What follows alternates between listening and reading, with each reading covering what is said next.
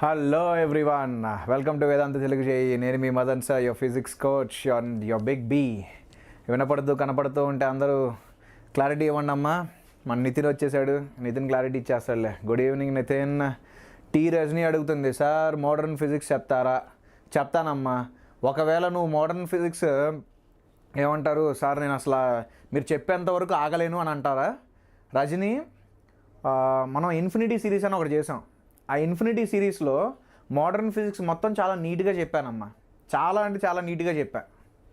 So నువ్వు అంతలోపు అది చూసుకోవచ్చు కావాలంటే. నాకు అర్జెంట్ సార్, నేను అసలు ఆగలేను ఈ సిరీస్లో వచ్చేంత వరకు అని అంటే అది చేయొచ్చు. నేనైతే ఈ సిరీస్లో కొంచెం లేట్గా చెప్తానమ్మా అది. ఎందుకంటే ఈ సిరీస్లో నేను ఫస్ట్ ఎలక్ట్రోస్టాటిక్స్ స్టార్ట్ చేశా కదా, ఈరోజు ఎలక్ట్రోస్టాటిక్స్ అవగొడతాను. కండక్టర్స్ గురించి బాగా క్లారిటీ ఇచ్చేస్తాను. ఈరోజు కండక్టర్స్ చెప్పబోతున్నాను. కండక్టర్స్ మీద మీకు బాగా క్లారిటీ ఉంటే మీకు కెపాసిటర్స్, కరెంట్, ఎలక్ట్రిసిటీ కూడా బాగా అర్థమైంది. అందుకని ఈరోజు క్లాస్ మొత్తం కండక్టర్స్ని ఏం చేసుకొని చేసే క్లాస్ అనమాట. సో నెక్స్ట్ నేను ఏం చేస్తానంటే కరెంట్ ఎలక్ట్రిసిటీయా కెపాసిటర్స్ అని ఆలోచిస్తున్నా. నా ఒపీనియన్లో అయితే ఫస్ట్ కరెంట్ ఎలక్ట్రిసిటీ చేసి తర్వాత కెపాసిటర్స్కి వెళ్తే better. So next current electricity, ఆ తర్వాత కెపాసిటర్స్ చేసి ఆ తర్వాత ray optics, wave optics touch చేస్తా. అలా ఏవైతే నేను ఇన్ఫినిటీ సిరీస్లో చేయలేదో అవి ఫస్ట్ కంప్లీట్ చేసి తర్వాత ఇన్ఫినిటీ సిరీస్లో చేసినవి నేను రిపీట్ చేస్తానమ్మా. Hi everyone. వినపడుతూ కనపడుతూ ఉంటే క్లారిటీ అమ్మా. హాయ్ పవన్ కుమార్. పవన్, నువ్వు గుంటూరు నుండా?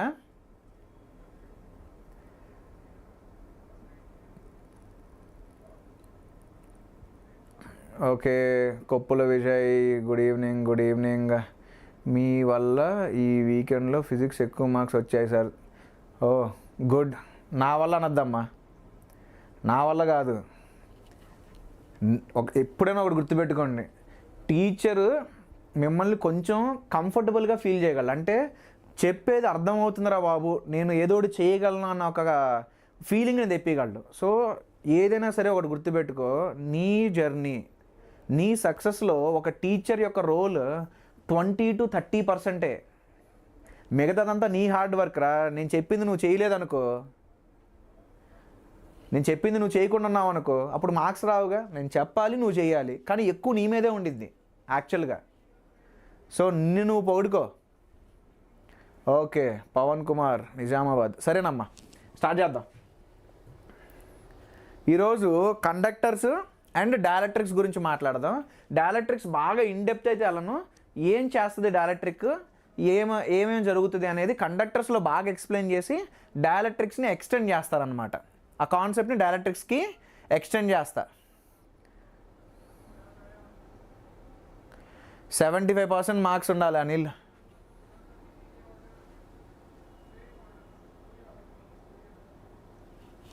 Okay fine. ఈరోజు మనం ఏం చేయబోతున్నాం అంటే ప్రాపర్టీస్ ఆఫ్ కండక్టర్స్ని నేను చాలా డీటెయిల్డ్గా, ప్రాపర్గా, లాజికల్గా ఎక్స్ప్లెయిన్ చేస్తా. రైట్? ఎందుకంటే చాలా బుక్స్లో ప్రాపర్గా ఇవ్వరు, కానీ దీనికి బేసిక్స్ గట్టిగా ఉంటే మీకు ఎలక్ట్రోస్టాటిక్స్ కానీ మిగతా చాప్టర్స్ కానీ బాగా అర్థం అవుతాయి. రైట్? సో ఈ ప్రాపర్టీస్ మీదే దగ్గరగా మనం 45 to 50 minutes స్పెండ్ చేస్తాం. ఆ తర్వాత కాన్సెంట్రిక్ షెల్స్లో ఛార్జ్ డిస్ట్రిబ్యూషన్ ఎలా ఉండిద్ది, కాన్సెంట్రిక్ కండక్టింగ్ షెల్స్లో ఛార్జ్ డిస్ట్రిబ్యూషన్ ఎలా ఉండిద్ది అనేది చేసుకొని కొన్ని న్యూమరికల్స్ చేసి లాస్ట్ ఫినిషింగ్ టచ్, లాస్ట్లో ఒక 10 minutes డైఎలక్ట్రిక్ గురించి మాట్లాడతా.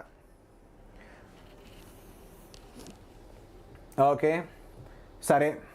ఫస్ట్ మనం కండక్టర్ అనగానే మనకి ఫస్ట్ గుర్తొచ్చేది ఏంటమ్మా? కెమిస్ట్రీ వాళ్ళు అలవాటు చేసి పడేసి ఉంటారుగా, ఇదిగో ఒక కండక్టర్ తీసుకోరా, ఇది ఒక కండక్టర్ అని తీసుకో. కెమిస్ట్రీ వాళ్ళు ఆల్రెడీ నీకు ఒకటి అలవాటు చేస్తుంటారు, conductors will have free electrons. Free electrons అంటే మళ్ళీ ఇలా అనుకోవద్దు, అంటే అసలు ఇది దేంతోనూ సంబంధం లేకుండా తిరుగుతూ ఉంటాయని.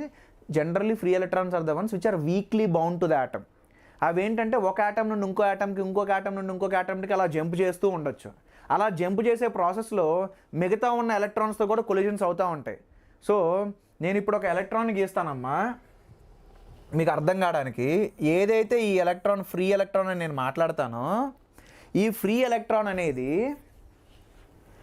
Weekly bound to the atom. ఇది ఒక యాటమ్ నుండి ఇంకొక యాటమ్కి అలా జంప్ చేసుకుంటూ ఈ కండక్టర్లో మూవ్ అవ్వగలదు. అది మూవ్ అవ్వగలదు కాబట్టే దాన్ని ఫ్రీ ఎలక్ట్రాన్ అని అంటాం. సరే, ఇప్పుడు నేను ఒక కండక్టర్ని ఒక ఎక్స్టర్నల్ ఎలక్ట్రిక్ ఫీల్డ్కి ఎక్స్పోజ్ చేశా. అంటే ఈ కండక్టర్ మొత్తాన్ని తీసుకెళ్ళి ఫర్ ఎగ్జాంపుల్ ఒక ఎలక్ట్రోస్టాటిక్ ఫీల్డ్కి ఎక్స్పోజ్ చేశా.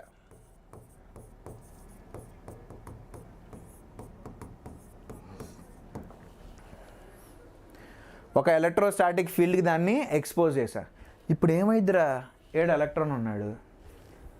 నువ్వు కండక్టర్ని తీసుకెళ్ళి ఎలక్ట్రిక్ ఫీల్డ్లో పెట్టావనంటే ఎలక్ట్రాన్ని కూడా ఎలక్ట్రిక్ ఫీల్డ్లో పెట్టినట్టేగా. మరి ఆ ఎలక్ట్రాన్ ఏం చేస్తుంది, ఆ ఎలక్ట్రాన్కి ఫోర్స్ అప్లై అవుతుంది by this electric field. Electric field ఇలా ఉంది కాబట్టి ఫోర్స్ ఈ డైరెక్షన్లో ఉండాలి, ఎందుకంటే మనం మాట్లాడుతున్న ఛార్జ్ నెగిటివ్. అప్పుడు ఏమైంది నాన్న, ఏదైతే ఎలక్ట్రాన్ ఉందో అది ఇలా మూవ్ అవ్వాలని ట్రై చేసిద్దిగా. అది అలా మూవ్ అయ్యేటప్పుడు ఒకటి గుర్తుపెట్టుకోండి, మీ కాన్సెప్చువల్ క్లారిటీ కోసం మాత్రమే చెప్తున్నా, అది అలా మూవ్ అయ్యేటప్పుడు స్ట్రైట్ లైన్లో మూవ్ అవ్వదమ్మా. స్ట్రైట్ లైన్లో మూవ్ అవ్వదు, అది అలా లెఫ్ట్ సైడ్కి వెళ్ళాలని ప్రయత్నిస్తూ ఉంటుంది. ఆ ప్రయత్నించే టైంలో వేరే ఎలక్ట్రాన్స్తో కూడా కొలైడ్ అయ్యి అది ఒక జిగ్జాగ్ పాత్ని తీసుకుంటుంది. స్ట్రైట్ లైన్లో వెళ్ళదు, జిగ్జాగ్ పాత్ని తీసుకుంటుంది. కానీ అల్టిమేట్గా దాని ఎయిమ్ ఏంటంటే ఇక్కడికి రావడం. ఎందుకు అక్కడికి వెళ్ళాలని ప్రయత్నిస్తుంది, అంటే దాని మీద ఫోర్స్ ఉంది కాబట్టి. సో ఏమైద్దమ్మా, ఈ ఎలక్ట్రాన్ ఉంది కదా, ఈ ఎలక్ట్రాన్ అనేది లెట్స్ సే ఇక్కడికి వచ్చిందని అనుకుందాం. ఇప్పుడు సెకండ్ ఎలక్ట్రాన్ ఏదైతే ఉందో అండ్ ఇంకొక ఎలక్ట్రాన్, అలా ఉన్న ఎలక్ట్రాన్స్ అన్నిటి మీద కూడా నీకు ఫోర్స్ ఉండిద్ది కదా. సో ఈ సెకండ్ ఎలక్ట్రాన్ వచ్చి ఇక్కడ అక్యూములేట్ అవ్వాలని చూస్తున్నప్పుడు ఆల్రెడీ వెళ్ళిన ఫస్ట్ ఎలక్ట్రాన్ దాన్ని అపోజ్ చేసిద్ది.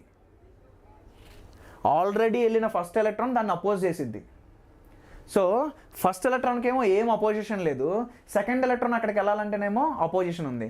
కానీ ఫోర్స్ బై ఎలక్ట్రిక్ ఫీల్డ్ అనేది గ్రేటర్గా ఉండడం వల్ల వెళ్ళిద్ది, ఈ ఎలక్ట్రాన్ కూడా ఇక్కడికి వెళ్ళిద్ది. థర్డ్ ఎలక్ట్రాన్ అక్కడికి వెళ్ళడానికి ఈ ఫోర్స్ బై ఎలక్ట్రిక్ ఫీల్డ్ ఏమో దాన్ని లెఫ్ట్ సైడ్కి నెడుతుంది. కానీ అక్కడ 2 ఎలక్ట్రాన్స్ ఉన్నాయి. ఇప్పుడు ఆ 2 ఎలక్ట్రాన్స్ ఈ థర్డ్ ఎలక్ట్రాన్ని రిపల్ చేస్తూ ఉంటాయి. అయినా సరే ఫోర్స్ బై ఎలక్ట్రిక్ ఫీల్డ్ ఎక్కువ ఉందని తీసుకుంటే అప్పుడు ఆ థర్డ్ ఎలక్ట్రాన్ కూడా ఇక్కడికి వెళ్ళిద్ది, ఫోర్త్ ఎలక్ట్రాన్ కూడా వెళ్ళింది అనుకుందాం. కానీ నువ్వు 5th ఎలక్ట్రాన్ గురించి మాట్లాడేటప్పుడు 5th ఎలక్ట్రాన్కి అక్కడికి వెళ్ళాలి అని అంటే ఎస్, ఈ ఎలక్ట్రిక్ ఫీల్డ్ అనేది ఫోర్స్ అప్లై చేసి దాన్ని అటు పంపాలని ట్రై చేస్తుంది. కానీ ఏమవుతుందమ్మా, అక్కడ ఆల్రెడీ ఛార్జెస్ అక్యూములేట్ అయి ఉన్నాయి. ఆ ఎలక్ట్రాన్స్ అనేవి వచ్చే కొత్త ఎలక్ట్రాన్స్ని అపోజ్ చేస్తూ ఉంటాయి. అలా అక్యూములేషన్ అనేది జరుగుతూ ఒక పాయింట్ ఆఫ్ టైంలో ఏమవుతుంది అని అంటే, ఇనఫ్ అక్యూములేషన్ ఆఫ్ ఎలక్ట్రాన్స్ జరిగి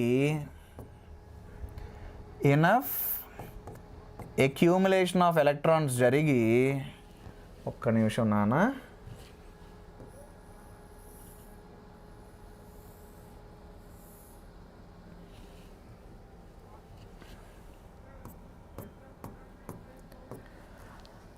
ఒక పాయింట్ ఆఫ్ టైం దగ్గర ఏదైతే ఎలక్ట్రాన్ ఉందో ఆ ఎలక్ట్రాన్ ఇటు వెళ్ళాలి అని అంటే అది ఆల్రెడీ ఎలక్ట్రిక్ ఫీల్డ్లో ఉంది కాబట్టి ఈ ఎలక్ట్రిక్ ఫీల్డ్ అనేది దాన్ని ఇలా మూవ్ చేయాలని ట్రై చేస్తుంది. నేను కాదనట్ల, కానీ ఆల్రెడీ ఇక్కడ ఛార్జ్ అనేది ఇండ్యూస్ అయిపోయి ఉంది ఆర్ ఛార్జ్ అక్యూములేట్ అయి ఉంది. ఈ ఎలక్ట్రాన్ని ఈ ఛార్జెస్ ఒప్పుకోవు, ఇక చాలు అంటది.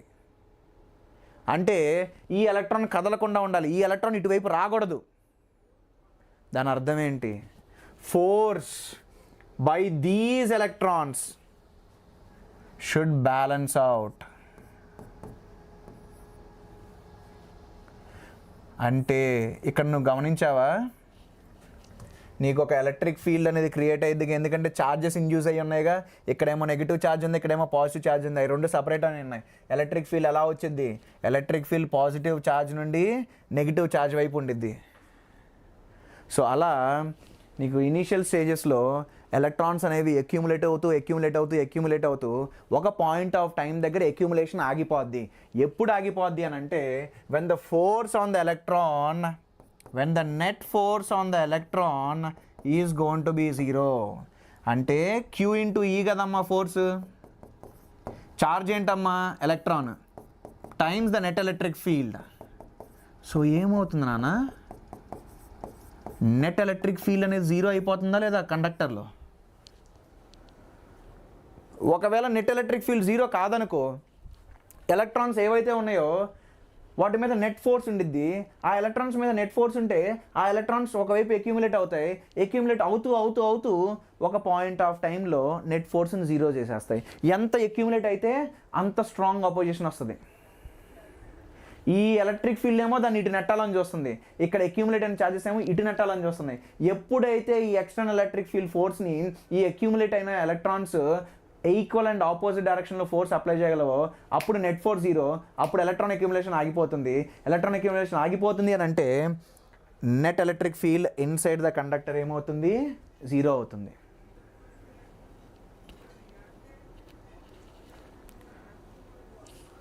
సరే, ఇప్పుడు మనకి ఒక ఇంపార్టెంట్ ప్రాపర్టీ ఏం తెలిసిందిరా బాబు అని అంటే నెట్ ఎలక్ట్రోస్టాటిక్ ఫీల్డ్ ఇన్సైడ్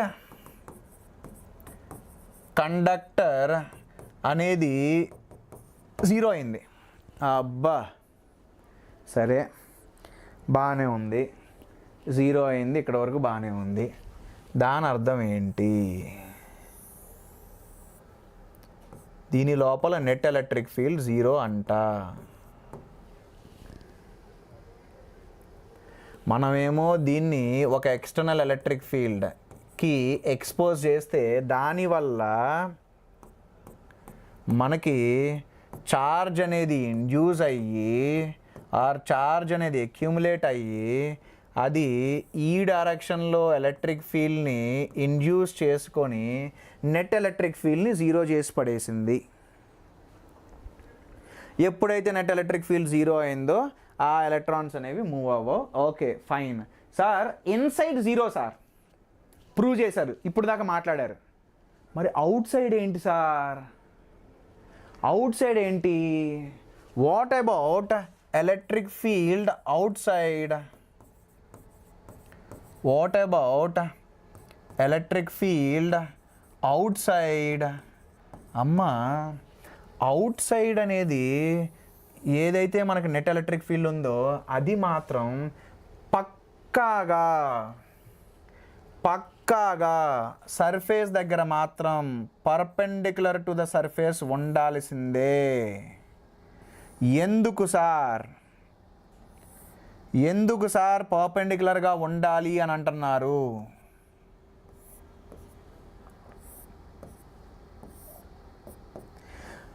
అని అంటే ఇదిగో ఏదైతే మనం ఎలక్ట్రిక్ ఫీల్డ్ గురించి మాట్లాడుతున్నామో at the surface of the conductor the electric field should be perpendicular to the area. Inside ఏమో 0, ఎగ్జాక్ట్లీ అట్ ద సర్ఫేస్ మాత్రం పర్పెండిక్యులర్ ఉండాలి. నెట్ ఎలక్ట్రిక్ ఫీల్డ్ అనేది పర్పెండిక్యులర్గా ఉండాలి. ఒకవేళ ఎలక్ట్రిక్ ఫీల్డ్ పర్పెండిక్యులర్గా లేకపోతే ఏంటో చూద్దాం. If it is not perpendicular, ఇదిగో ఇది నువ్వు కండక్టర్ తీసుకో. ఒక్క నిమిషం అమ్మ, కలర్ చేంజ్ చేస్తా. ఇది నువ్వు కండక్టర్ తీసుకో.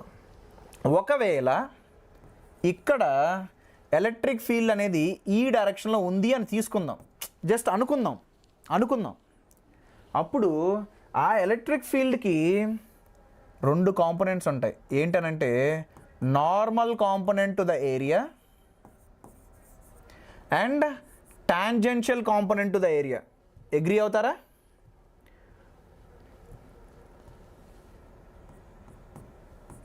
ఆ ఎలక్ట్రిక్ ఫీల్డ్కి నార్మల్ కాంపోనెంట్ ఉంటుంది, టాంజెన్షియల్ కాంపోనెంట్ కూడా ఉంటుంది.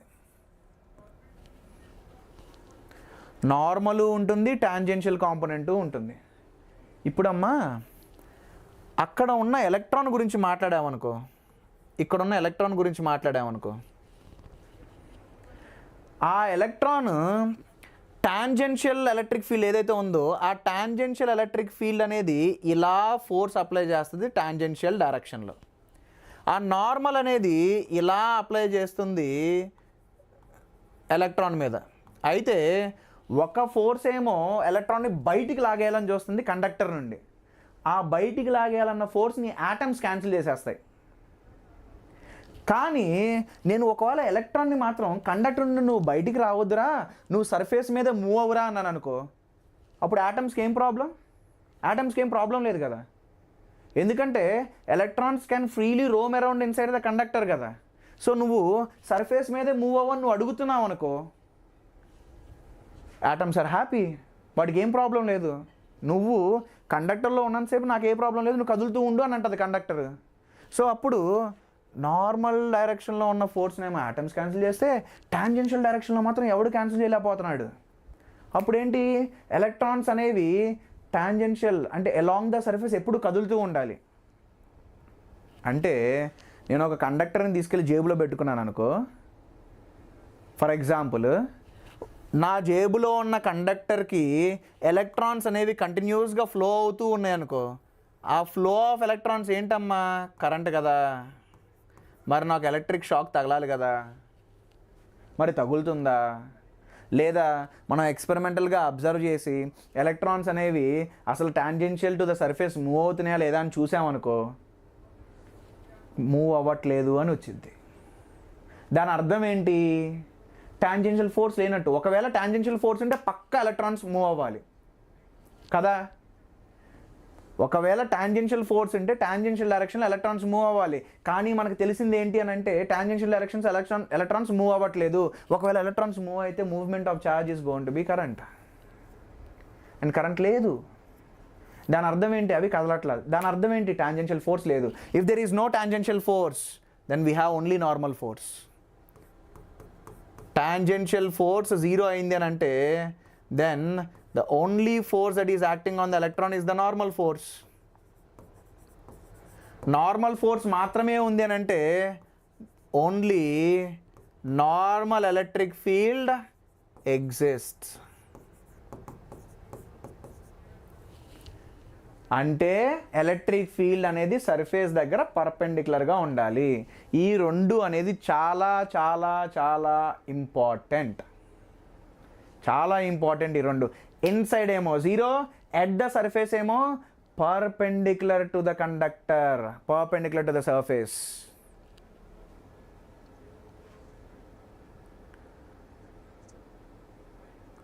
స్మైలీ అడుగుతున్నాడమ్మా, సార్ మా కోచింగ్లో చెప్పేది ఫాలో అవ్వాలా లేదా మీరు చెప్పేది ఫాలో అవ్వాలా అని. నానా ఏదైనా పర్లేదమ్మా, మీకు మీ కోచింగ్లో బాగా చెప్తున్నారు అనుకో, నీకు బాగా అర్థమవుతూ అంతా బాగుందనుకో, కోచింగ్ ఫాలో అవ్వు, ఇట్స్ ఫైన్.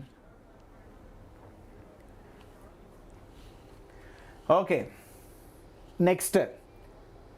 అయితే నాకు ఇప్పుడు ఎలక్ట్రిక్ ఫీల్డ్ అనేది పర్పెండిక్యులర్గా ఉందని తెలిసింది కదా. అయితే సర్ఫేస్ దగ్గర ఎంత ఎలక్ట్రిక్ ఫీల్డ్ ఉందో అని కనుక్కోవడానికి బాగా ఆత్రంగా ఉంది నాకు. నాకు తెలిసింది ఏంటి అని అంటే సర్ఫేస్ దగ్గర ఎలక్ట్రిక్ ఫీల్డ్ అనేది పక్కాగా పర్పెండిక్యులర్గా ఉండాలి టు ద ఏరియా. ఏదైతే ఏరియా ఉందో దాన్ని నేను ఇదిగో ఈ ఏరియా తీసుకుంటా, ఒక చిన్న ఏరియా తీసుకుంటా. ఈ లొకేషన్ దగ్గర ఉన్న ఛార్జ్ డెన్సిటీ నేను సిగ్మా తీసుకుంటా అమ్మా. What is sigma? ఛార్జ్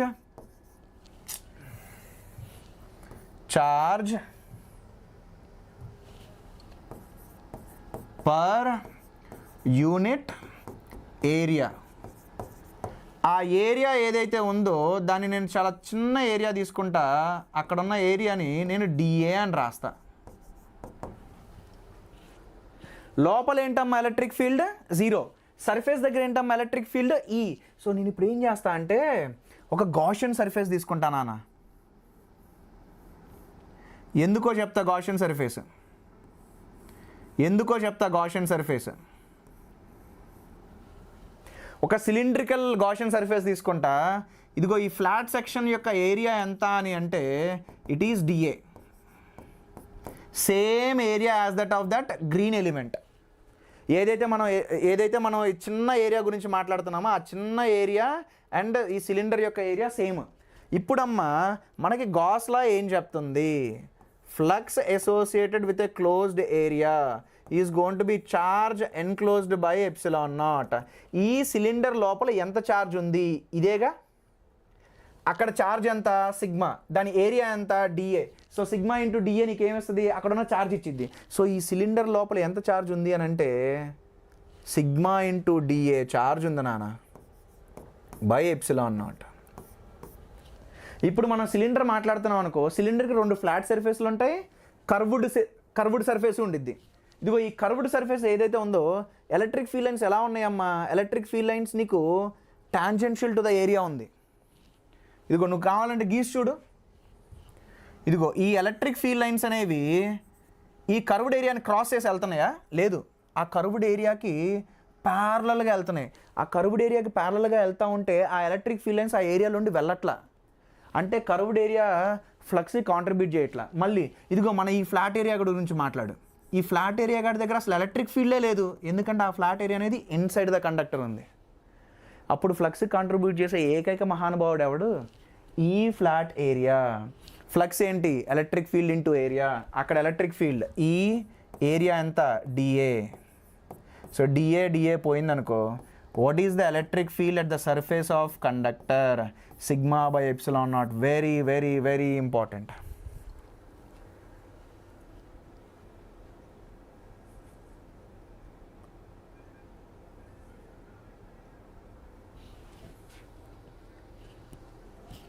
ఇది బాగా ఇంపార్టెంట్ అమ్మా. Just inside the conductor zero electric field, just outside the conductor sigma by epsilon not. What is sigma, sigma is the charge density at that location. ఇంకో clarity కూడా మీకు ఇవ్వాలమ్మా. For example ఇలా తీసుకున్నాను అనుకో, ఇది sharp కదా, అయితే ఇక్కడ చార్జ్ డెన్సిటీ నేను సిగ్మా 1 తీసుకుంటా, ఇక్కడ ఛార్జ్ డెన్సిటీ నేను సిగ్మా 2 తీసుకుంటా. ఆ సిగ్మా 1 సిగ్మా 2 సేమ్ ఉండాలన్న రూల్ లేదు, అందుకోసమే తీసుకుంటున్నా. అది ఎలా ఉండాలి అనేది కూడా నేను ప్రూవ్ చేస్తా, కంగారు వద్దు. ఎలా ఉండాలో కూడా నేను ప్రూవ్ చేస్తా. అయితే ఒక చోట సిగ్మా 1 ఉంది, ఒక చోట సిగ్మా 2 ఉంది. అయితే ఎలక్ట్రిక్ ఫీల్డ్ ఇక్కడ ఎంత ఉంటుంది అట్ ఇట్ సర్ఫేస్ అని అంటే it is simply sigma 1 by epsilon naught. ఇక్కడ ఎంత అని అంటే it is simply sigma 2 by epsilon naught. నువ్వు electric field at the surface of conductor మాట్లాడాలి అంటే ఆ లొకేషన్ దగ్గర ఎంత అయితే ఛార్జ్ డెన్సిటీ ఉందో that charge density divided by epsilon naught gives you the electric field at that location. గుర్తుపెట్టుకో. Okay, so ఇప్పుడు నాకు తెలిసింది ఏంట్రా బాబు అని అంటే ఎలక్ట్రిక్ ఫీల్డ్ అనేది సిగ్మా బై ఎప్సిలాన్ నాట్, అది తెలిసింది నాకు. సరే,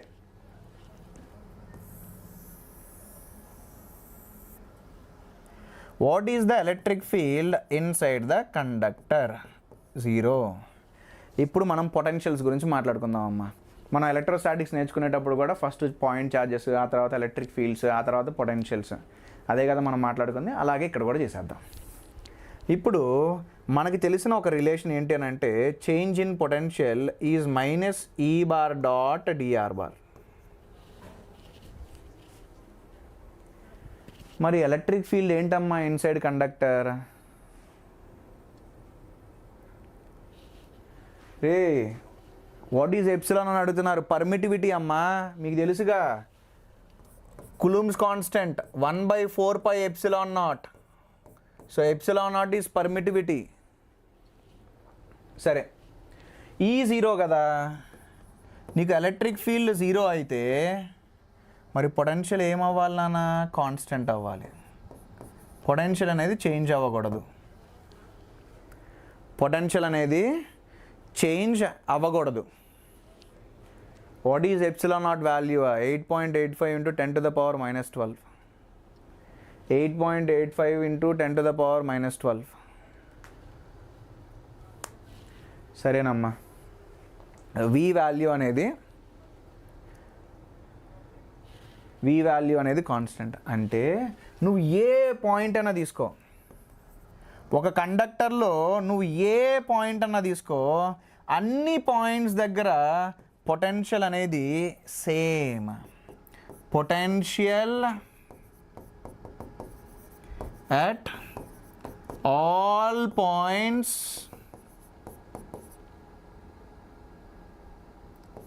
inside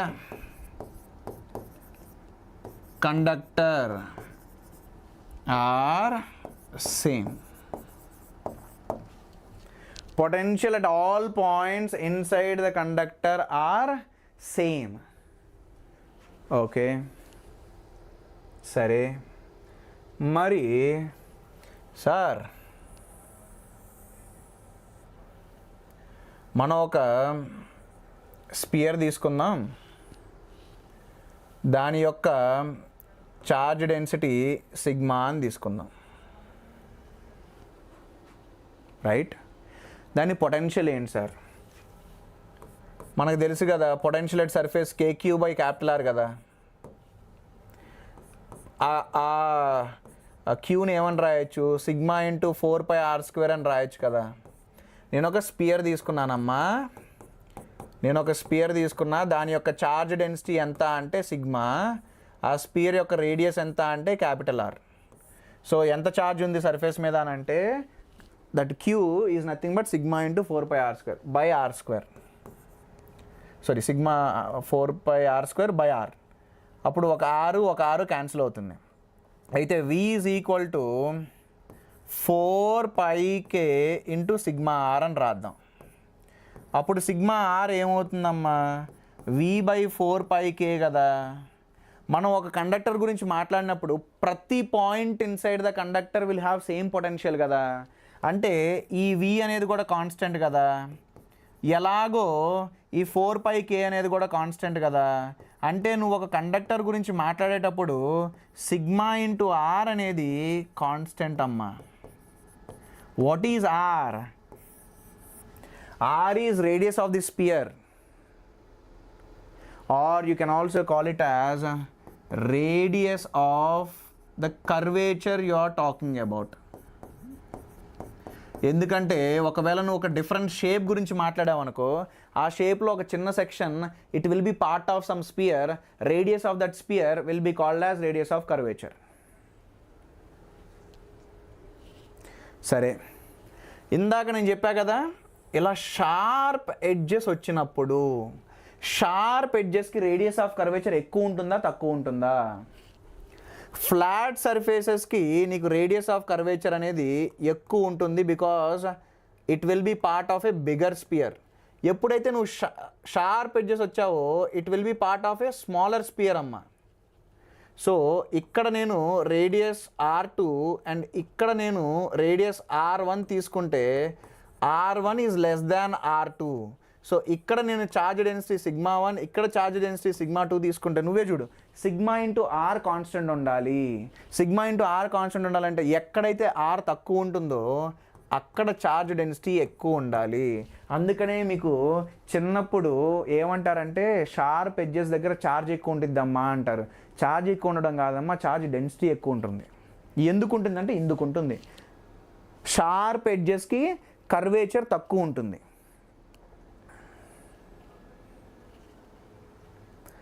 అన్నీ చేద్దాంరా. వైపర్ గేమింగ్ అంటున్నాడు, సార్ చాలా భయంగా ఉంది, జేఈ క్రాక్ చేస్తానో లేదో అని. నువ్వు బయటికి చెప్తున్నావు, ఇప్పుడు చూస్తున్న వాళ్ళలో 90% మందికి సేమ్ ఫీలింగ్ ఉంది. భయాన్ని పక్కన పెట్టి నువ్వు ఎంతవరకు నేర్చుకోగలవో, ఎంతవరకు చదువుకోగలవో అది చేయి ఫస్ట్. చాలామంది ప్రాబ్లం ఏంటంటే 4 గంటలు ఫ్రీ టైం ఉంటే ఆ 4 గంటల్లో 30 మినిట్స్ వాళ్ళు ప్లానింగ్లోనే కూర్చుంటారు, ఇలా చేద్దాం అలా చేద్దాం. ఆ తర్వాత ఇంకో 30 మినిట్స్ రేపు నుండి చేద్దాం అన్నట్టుగా మొదలెడతారు. ఆ తర్వాత ఇంకో 30 మినిట్స్కి అరే ఇంత నేను చేయగలనా లేదా అంటారు. మొత్తానికి ఆ 4 గంటల్లో చదవడం మానేసి మిగతాదంతా ఆలోచిస్తారు. అతి ఆలోచనలు వేస్ట్. నీతో అవుతుందా అవదా అనేది తర్వాత సంగతి. నేను నా 100% ఎఫర్ట్స్ ఇచ్చానా లేదా అన్నదే ఇంపార్టెంట్. అది గుర్తుపెట్టుకోండి. అండ్ కృష్ణమూర్తి అడుగుతున్నాడు, sir mechanical properties of fluids and solids చెప్పండి సార్. అన్నీ చెప్తామమ్మా. సరే, ఎవరికైనా సరే జీనియస్లో కొత్తగా వచ్చి ఇంకా చాప్టర్స్ తొందరగా నేర్చుకోవాలనుకుంటే ఇన్ఫినిటీ సిరీస్ అని ఒకటి చేస్తున్నాము, లాస్ట్ మంత్ చేస్తున్నాము. అది అందులో ఆల్మోస్ట్ సగం ఫిజిక్స్ సిలబస్ చెప్పున్నానమ్మా. అది చూసుకుంటా ఉండండి. అవి చూసుకుంటూ ఉండండి.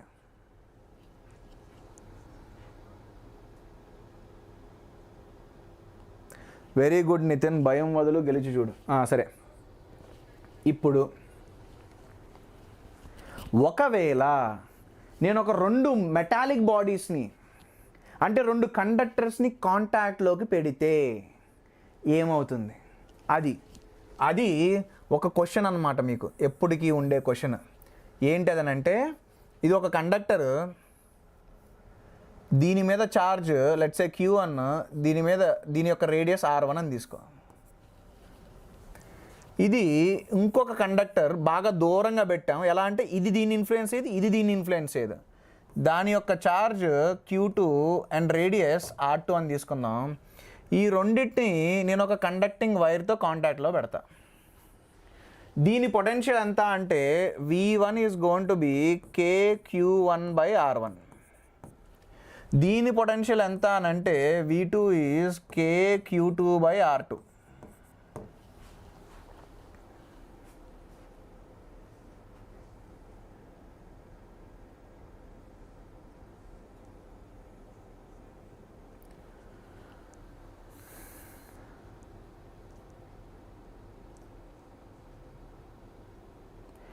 అమ్మా, సిబిఎస్ఈ బోర్డులో ఇంప్రూవ్మెంట్ ఎగ్జామినేషన్స్ ఏమి ఉండవు అమ్మా.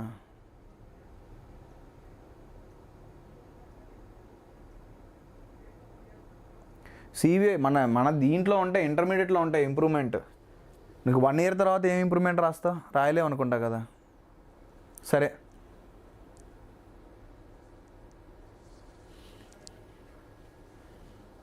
ఓకే. ఇలా నేను క్లోజ్ చేయంగానే ఏదైతే ఆ వైర్ ఉందో ఆ వైర్ని నేను క్లోజ్ చేయంగానే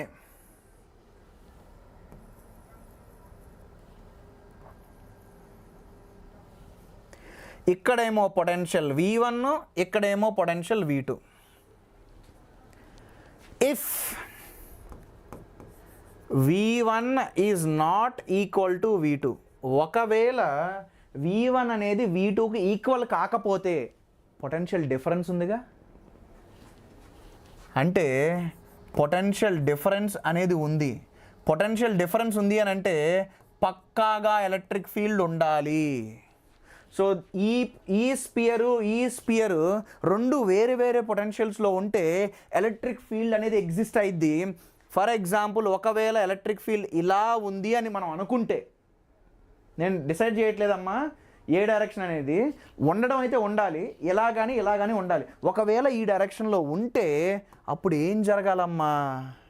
అప్పుడు ఈ ఎలక్ట్రాన్స్ ఏవైతే ఉన్నాయో ఈ ఎలక్ట్రాన్స్ అన్నిటి మీద ఫోర్స్ ఇలా ఉంటుంది. అప్పుడు charge flows from this sphere to this spear.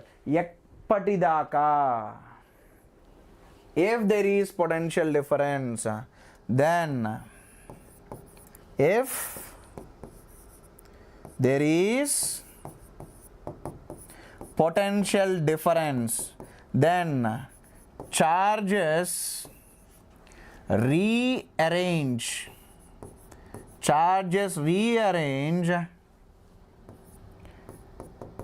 till a point such that potentials will become equal. ఎందుకు? ఎప్పుడైతే ఇక్కడ పొటెన్షియల్ ఈక్వల్ అవుతుందో అప్పుడే నీకు overall effect of electric field అనేది ఉండదు. అప్పుడు ఛార్జ్ మూవ్మెంట్ ఉండదు. ఛార్జ్ మూవ్మెంట్ ఉండకపోతే ఇవి 2 కనెక్ట్ అయి ఉన్నా కానీ ఈ 2 ఛార్జెస్ ఎక్స్చేంజ్ చేసుకోవు. అదే ఒకవేళ పొటెన్షియల్ డిఫరెన్స్ ఉంటే ఎలక్ట్రిక్ ఫీల్డ్ ఉంటుంది, ఒక బాడీ నుండి ఇంకో బాడీకి ఛార్జ్ మూవ్ అవుతూ ఉంటుంది. అప్పుడు దీని మీద ఉన్న ఛార్జ్ చేంజ్ అయ్యిద్ది, యాజ్ వెల్ యాజ్ దీని మీద ఉన్న ఛార్జ్ కూడా చేంజ్ అవుతుంది. సో ఎప్పటి వరకు అలా జరుగుతుంది? ఎప్పటి వరకు అని అంటే they exchange charges till they attain same potential. So దానికి మీకు ఒక క్వశ్చన్ ఇస్తానమ్మా. అయ్యో ఒక్క నిమిషం నాన్న,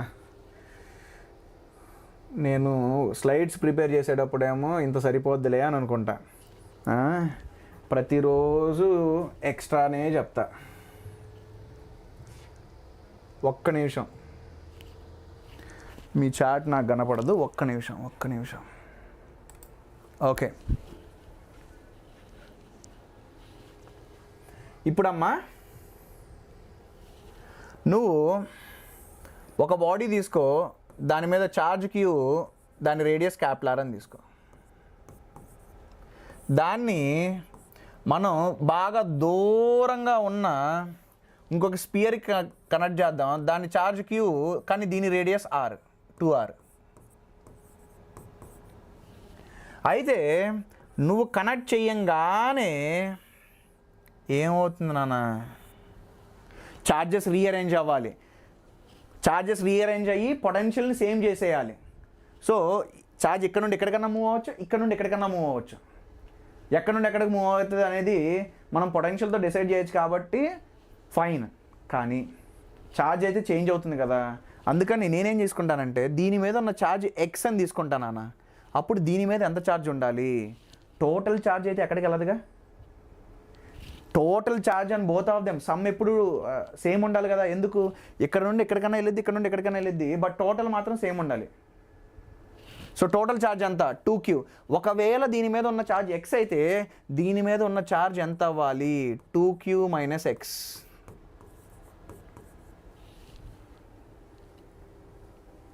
కదా. ఇప్పుడు ఏం చేయాలనంటే ఈ రెండు ఛార్జెస్ని ఎప్పుడు ఎక్స్చేంజ్ చేసుకోవడం ఆపేస్తాయి అని అంటే రెండు సేమ్ పొటెన్షియల్కి వచ్చినప్పుడు. మరి పొటెన్షియల్ ఆఫ్ ది స్పియర్ ఏంటమ్మా, kq/r అంటే kx/r. Potential of the spear ఏంటమ్మా, k × 2q - x/2r. రెండింటిని ఈక్వేట్ చేయి. అప్పుడు kx/r = k × 2q - x/2r. అప్పుడు k r క్యాన్సిల్ అయిపోతుంది. అప్పుడు x = q - x/2. సో అప్పుడు నీకు 3x/2 ఏమవుతుందనంటే q. అప్పుడు నీకు x ఎంత ఉంటుందనంటే ఇట్ ఈస్ 2q/3. సో ఈ స్పియర్ మీద నీకు 2q/3 ఛార్జ్ ఉండిద్ది, ఈ స్పియర్ మీద నీకు 4q/3 ఛార్జ్ ఉంటుంది.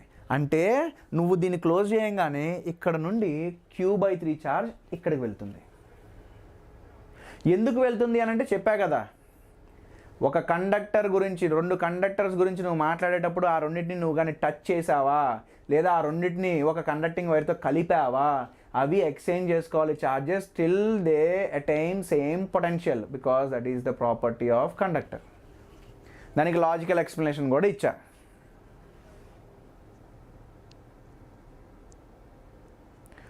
ఓహో, నాకు తెలియదమ్మా, అయితే నాకు తెలీదు, నాకు తెలిసినంత వరకు లేదు అది. మరి ఈ మధ్య ఏమన్నా పెట్టారేమో నాకు తెలియదు. మరి నా ఇన్ఫర్మేషన్లో లేదు. సిబిఎస్ఈకి ఇంప్రూవ్మెంట్ ఎగ్జామ్ ఈ ఇయర్ పెట్టారేమో, మరి ఇంతకుముందు ఉన్నట్టయితే నాకు గుర్తులేదు. మనకి స్టేట్ బోర్డులో అయితే ఉండేది. సరే, నేను అలాంటి ఇన్ఫర్మేషన్స్లో చాలా వీక్ అమ్మా. కిరణ్ సార్కి బాగా నాలెడ్జ్ ఉండేది వాటి మీద. నాకు ఎప్పుడు ఫిజిక్సే బ్రెయిన్లో రన్ అవుతూ ఉంటుంది. సరేలే, ఇంకోటమ్మా, ఎర్తింగ్ అనేది ఒక భూతం మీ అందరికీ. ఎర్తింగ్ అంటే ఏం లేదమ్మా, ఏదైనా బాడీని ఎర్త్ కనెక్ట్ చేసామనుకో దాన్నే ఎర్తింగ్ అని అంటారు. ఫర్ ఎగ్జాంపుల్, ఒక స్పియర్ ఉంది, ఆ స్పియర్ని నువ్వు ఎర్త్ కనెక్ట్ చేసావనుకో అదే ఎర్తింగ్. సో ఇంత పెద్ద బొమ్మను గీలాక వాళ్ళు ఏం చేస్తారంటే ఆ స్పియర్ని ఇలా ఇలా ఈ లైన్స్తో ఇలా మెన్షన్ చేస్తారమ్మా. ఈ సింబల్ మీనింగ్ ఏంటి అని అంటే ఇట్స్ ఎర్తింగ్, అంటే ఎర్త్ కనెక్ట్ చేస్తాం. ఎర్త్ ఏంటంటే it's a big neutral body కింద నువ్వు కన్సిడర్ చేయొచ్చు.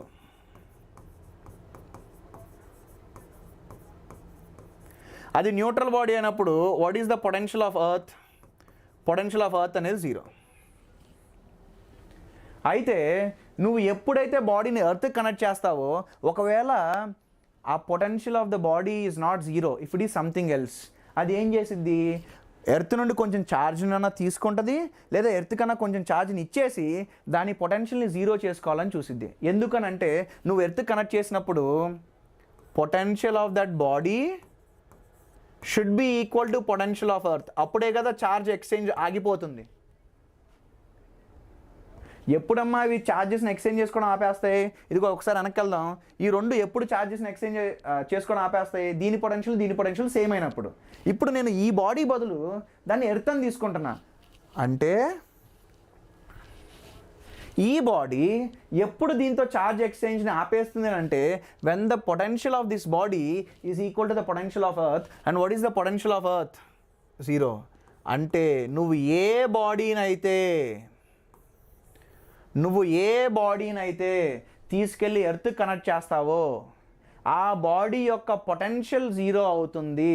ఆ బాడీ యొక్క పొటెన్షియల్ 0 చేసుకోవడానికి అది ఎంత ఛార్జ్ కావాలంటే అంత ఛార్జ్ ఇచ్చేస్తుంది, లేదా ఎంత ఛార్జ్ కావాలంటే అంత ఛార్జ్ తీసుకుంటుంది. మీకు లోవర్ స్టాండర్డ్స్లో ఒక తప్పుడు కాన్సెప్ట్ ఉందమ్మా. ఏంటంటే ఏదైనా బాడీని ఎర్త్ కనెక్ట్ చేస్తే ఆ బాడీ యొక్క ఛార్జ్ మొత్తం ఎర్త్కి వెళ్ళిపోతుంది అని అనుకుంటారు. కాదమ్మా, అది అన్ని సిచ్యువేషన్స్లోనూ కరెక్ట్ కాదు. ఏం జరగాలంటే ఇది జరగాలి. నువ్వు ఒక బాడీని ఎర్త్ కనెక్ట్ చేస్తే ఆ బాడీ యొక్క పొటెన్షియల్ 0 అవ్వడానికి దానికి ఎంత ఛార్జ్ అయితే అవసరమో అంత ఛార్జ్ మాత్రమే దాని మీద పెట్టుకుంటుంది. కొన్ని సిచ్యువేషన్స్లో ఆ ఛార్జ్ ఎంత అంటే 0, కానీ అన్ని సిచ్యువేషన్స్లోనూ ఛార్జ్ 0 అంటే కాదమ్మా. సో నువ్వు ఒక బాడీని ఎర్త్ కనెక్ట్ చేసావంటే డెఫినెట్గా ఆ బాడీ మీద ఉన్న ఛార్జ్ మొత్తం ఎర్త్కి వెళ్తుందా అంటే కాదు, not always. What is the correct concept? Potential of the body 0 అయ్యేంత వరకు అది ఛార్జ్ ఎక్స్చేంజ్ చేసుకుంటుంది ఎర్త్తో. గుర్తుపెట్టుకో. సరే, ఇవి మీకు basic properties of conductors. Electrostatic pressure అని ఒకటి ఉంది, కానీ జేఈ మెయిన్స్ లెవెల్లో ఎలక్ట్రోస్టాటిక్ ప్రెషర్ అవసరం లేదు. ఇంక నేను అన్నీ చెప్పుకుంటూ వెళ్ళాను అనుకో 60 డేస్లో సిలబస్ అవ్వదు.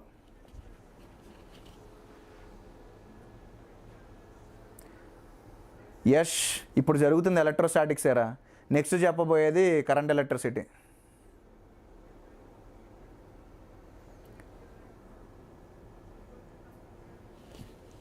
సరే, ఇప్పుడు కొంచెం బాగా ఫ్రీక్వెంట్గా అడిగేది ఏంటనంటే కాన్సెంట్రిక్ షెల్స్. అంటే కండక్టింగ్ షెల్స్ని ఒక 2 షెల్స్ని సేమ్ సెంటర్ ఉండటంతో పెట్టేది.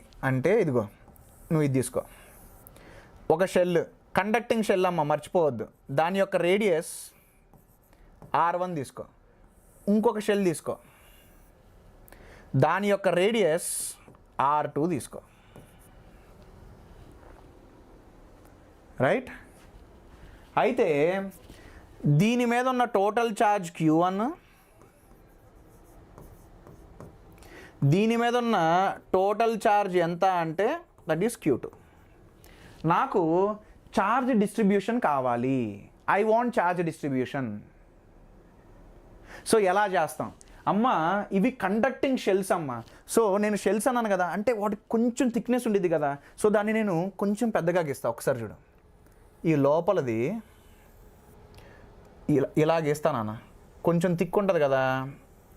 ఆ థిక్నెస్లోనే నీకు ఇక్కడంతా నీకు మెటీరియల్ ఉండిద్ది, ఆ కండక్టర్ యొక్క మెటీరియల్ ఉండిద్ది. అదే నువ్వు ఐరన్ స్పియర్ తీసుకున్నావు అనుకో, అక్కడంతా ఐరన్ ఉంటుంది. సో నేను ఏదైతే మాట్లాడుతున్నానో ఇది దీనికి కూడా కొంచెం థిక్నెస్ ఉండిద్ది కదా. ఇప్పుడు ఏం చేస్తా అంటే గాస్లను వాడతా. గుర్తుపెట్టుకో, గాస్లను వాడతా. ఎలా వాడతానో చూడు. నేను ఎలా చేస్తానంటే ఒక క్లోజ్డ్ సర్ఫేస్ తీసుకుంటానమ్మా. ఆ క్లోజ్డ్ సర్ఫేస్ కండక్టర్ లోండి పాస్ అయ్యేటట్టుగా తీసుకుంటా. కండక్టర్ లోపల మెటీరియల్ ఉండిద్ది కదా, కండక్టర్ మెటీరియల్ ఉండిద్ది కదా, దాని లోపల నుండి పాస్ అయ్యేటట్టుగా తీసుకుంటా.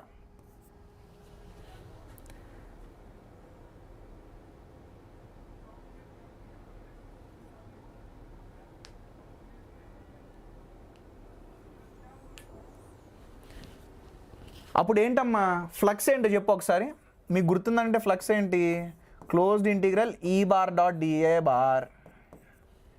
అసలు ఎలక్ట్రిక్ ఫీల్డ్ ఎంత నానా? నేను తీసుకున్న సర్ఫేస్ కండక్టర్ లోపల నుండి పాస్ అవుతుంది అనుకో, కండక్టర్ లోపల ఎలక్ట్రిక్ ఫీల్డ్ ఎంత అని చెప్పా? 0. అంటే ఇది 0 అంటే charge enclosed by epsilon naught 0.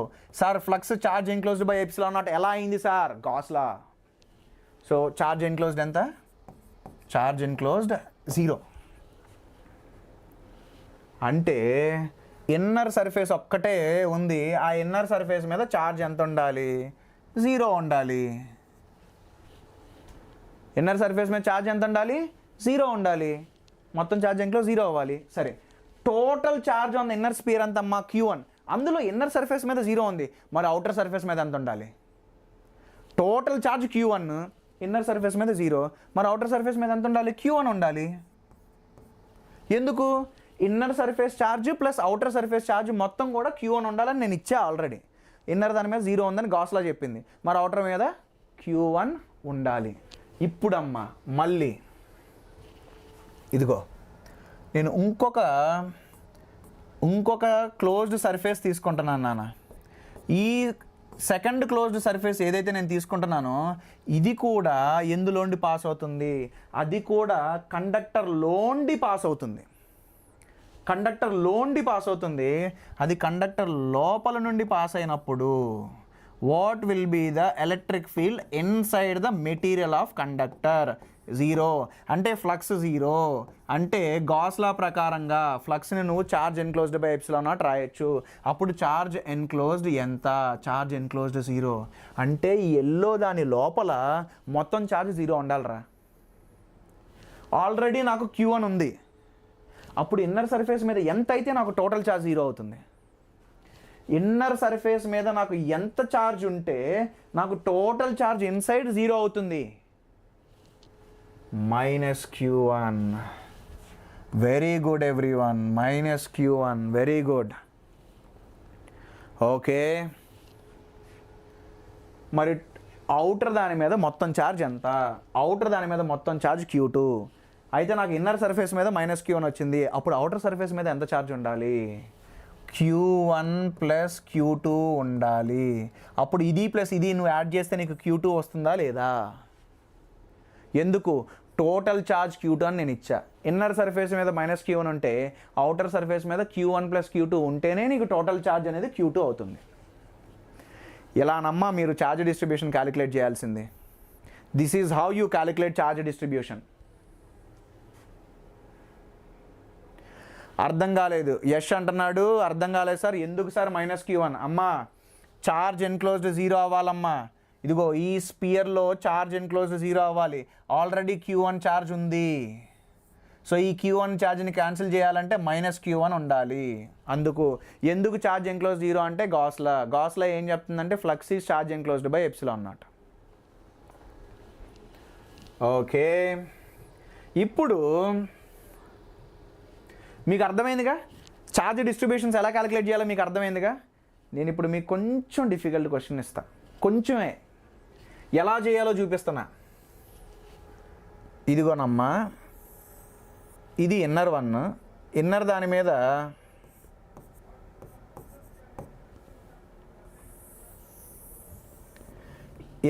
మీద టోటల్ ఛార్జ్ Q1, అవుటర్ దాని మీద టోటల్ ఛార్జ్ Q2 తీసుకో. అయితే నేనేం చేస్తానంటే అవుటర్ దాన్ని ఎర్త్ కనెక్ట్ చేస్తా. ఆఫ్టర్ క్లోజింగ్ స్విచ్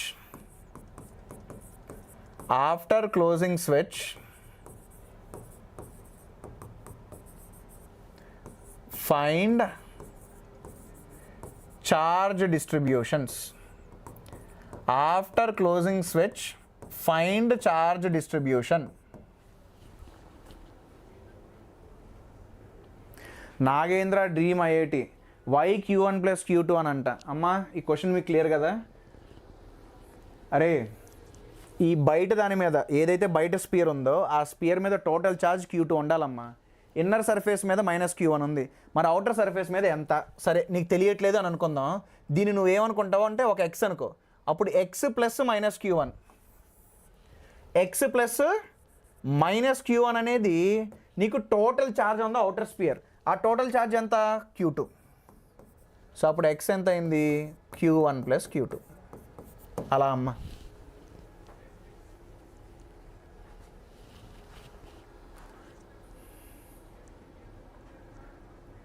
అరే కామ్రేడ్ నేను బ్లాక్ చేస్తారా? అందరూ చక్కగా క్లాస్ వింటే నో అంటూ చాటా. నువ్వు కూడా వెళ్ళిపోతావు జాహ్నవి. చక్కగా పాపం చాలామంది చదువుకోవడానికి వస్తే ఏంటి నాన్సెన్స్.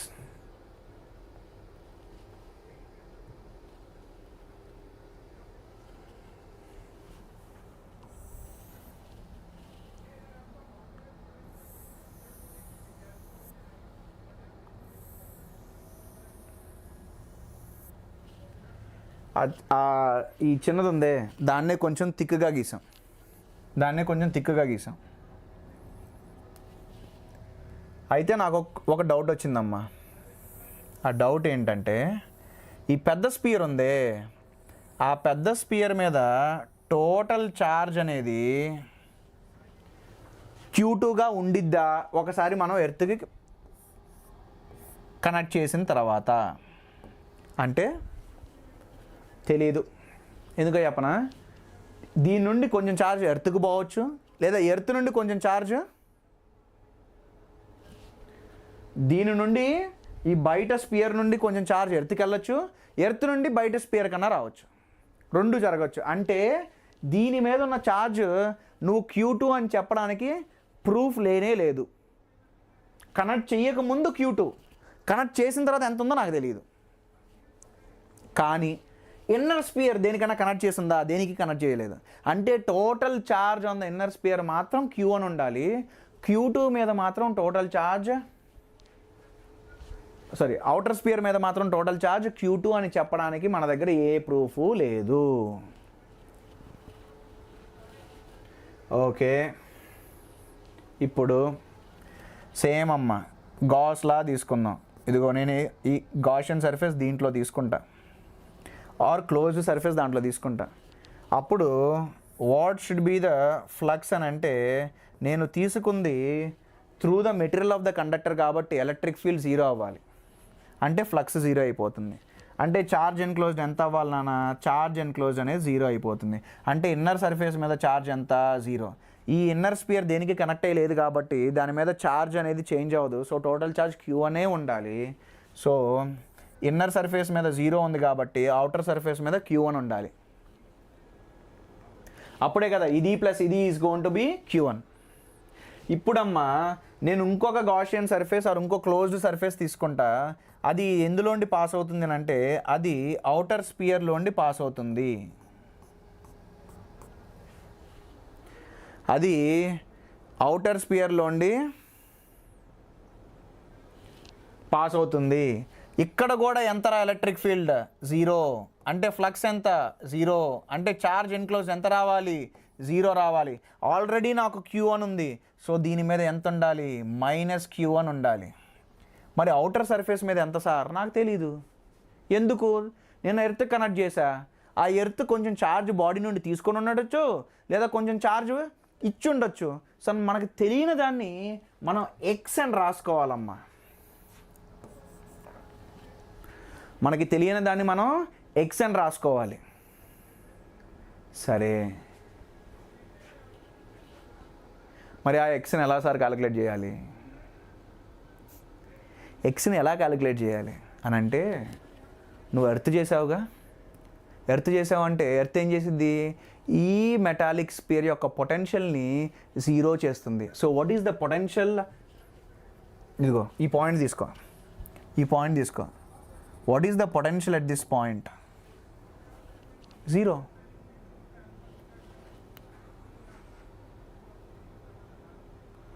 ఎస్, ఎర్త్ ఛార్జ్ ఇవ్వచ్చు, ఎర్త్ ఛార్జ్ తీసుకోవచ్చు. ఏ బేసిస్ మీద డిసైడ్ అవుతుంది అని అంటే, పొటెన్షియల్ని 0 చేయడానికి ఏదైతే అవసరమో అది చేస్తుంది ఎర్త్. పొటెన్షియల్ని 0 చేయడానికి ఒకవేళ బాడీ నుండి ఛార్జ్ తీసుకోవాలనుకో తీసుకునిద్ది, పొటెన్షియల్ని 0 చేయడానికి ఛార్జ్ ఇవ్వాలనుకో ఇస్తుంది. సరే, పొటెన్షియల్ అట్ ఏ ఏమవ్వాలి? పొటెన్షియల్ అట్ ఏ 0 అవ్వాలి. అదే మనకు తెలిసిన ఇన్ఫర్మేషన్. ఇప్పుడమ్మా ఇదిగో ఈ Q1 ఛార్జ్ ఉందే, ఈ Q1 ఛార్జ్ అనేది ఒక స్పెరికల్ ఛార్జ్ కదా, అంటే స్పియర్ కదా. సో ఈ Q1 వల్ల ఈ ఏ పాయింట్ దగ్గర ఎంత పొటెన్షియల్ ఉంటుంది Q1 వల్ల? సో నువ్వు మిగతాదంతా మర్చిపో, ఈ మిగతా అన్నీ మర్చిపో, ఓన్లీ Q1ని మాత్రమే చూడు. అంటే అదొక స్పియర్, మనం మాట్లాడుతుంది out side point. Sphere out side point అన్నప్పుడు నువ్వు పాయింట్ ఛార్జ్ కింద ట్రీట్ చేయొచ్చుగా. అంటే ఈ Q1ని నువ్వు సెంటర్ దగ్గర పెట్టి మాట్లాడచ్చు. ఎంత డిస్టెన్స్లో మనం పొటెన్షియల్ మాట్లాడుతున్నాం? R2 డిస్టెన్స్లో పొటెన్షియల్ మాట్లాడుతున్నాం. సో ఈ Q1 వల్ల ఎంత పొటెన్షియల్ కాంట్రిబ్యూషన్ ఉండేది ఏ పాయింట్ కంటే? KQ1 by distance, which is KQ1 by R2. KQ1 by R2 plus ఈ Q1 ఎల్లో దాని గురించి అయిపోయింది. ఇప్పుడు ఈ మైనస్ Q1 కాడ ఉన్నాడే వాడిని అబ్జర్వ్ చేసాం అనుకో, ఆ మైనస్ Q1 అనేది ఈ ఇన్నర్ స్పియర్ మీద ఉంటుంది. అంటే అది కూడా స్పియరే. దానికి కూడా మనం మాట్లాడుతున్న పాయింట్ ఏంటి? Surface point. మరి ఈ మైనస్ క్యూ వల్ల సర్ఫేస్ పాయింట్ మీద ఎంత పొటెన్షియల్ ఉంటుంది అని అంటే అది కూడా KQ/Rఏగా. K, but what is the charge? -Q1/R. ఏంటి R2. ఇప్పుడు మన ఎక్స్కి కూడా ఈ పాయింట్ సర్ఫేస్ పాయింటేగా. సో అక్కడ పొటెన్షియల్ ఎంత అంటే KX/R2, ఎందుకంటే అది surface point. What is the potential on the surface of a sphere? KQ/R. So KX/R2 ఏమవ్వాలి? 0 అవ్వాలి. ఇది క్యాన్సిల్ అయిపోతుంది. అప్పుడు నీకు X వాల్యూ ఎంత? 0. అంటే ఇప్పుడు నీకు ఏమర్థమైందో తెలుసా? ఇదిగో ఇన్నర్ స్పియర్, ఇది అవుటర్ స్పియర్, నువ్వు ఎర్తింగ్ చేసావు. దీని మీద ఇన్నర్ సర్ఫేస్ మీద ఛార్జ్ Q1, ఇది 0, ఇది -Q1. X ఎంత వచ్చింది? X 0 వచ్చింది. X ఎంత వచ్చిందమ్మా?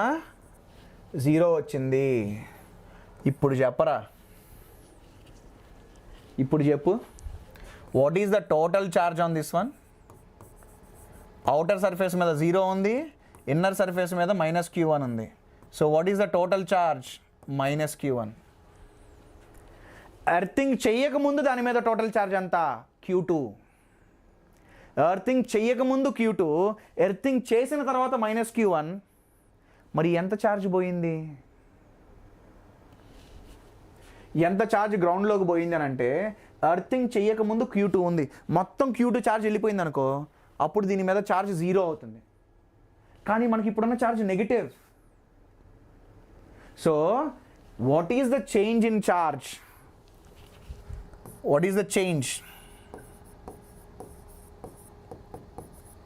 What is the change in charge అని అంటే final charge minus initial charge. What is the initial charge on the outer sphere? Q2. ఇప్పుడు ఎంతమ్మా? What is the change in charge? ఇంత చేంజ్ అయిందంట. ఆ చేంజ్ ఇన్ ఛార్జ్ నెగిటివ్ వచ్చింది అంటే అది లాస్. అర్థం అవ్వాలి అంటే నా దగ్గర 10 రూపీస్ ఉన్నాయి, తర్వాత 5 రూపీస్ ఉన్నాయి. What is the change? 5 rupees. Final value minus initial value 5 - 10, అప్పుడు చేంజ్ -5 అంటే I have a loss of 5 rupees. So నీకు change in charge -Q1 + Q2 వచ్చింది. నెగిటివ్ వచ్చిందంటే దెర్ ఈస్ ఎ లాస్. అంటే ఈ అవుటర్ స్పియర్ ఎర్త్కి Q1 + Q2 ఛార్జ్ని ఇచ్చేస్తుంది. It will lose Q1 + Q2 charge to earth. అలా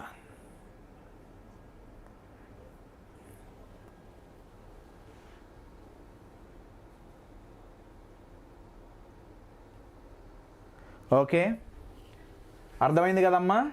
అమ్మా అలాగే ఇన్నర్ దాన్ని కూడా వాళ్ళు ఎర్త్ చేయొచ్చు. ఇన్నర్ దాన్ని కూడా వాళ్ళు ఎర్త్ చేయొచ్చు. సేమ్ కాన్సెప్టే వాడాలి.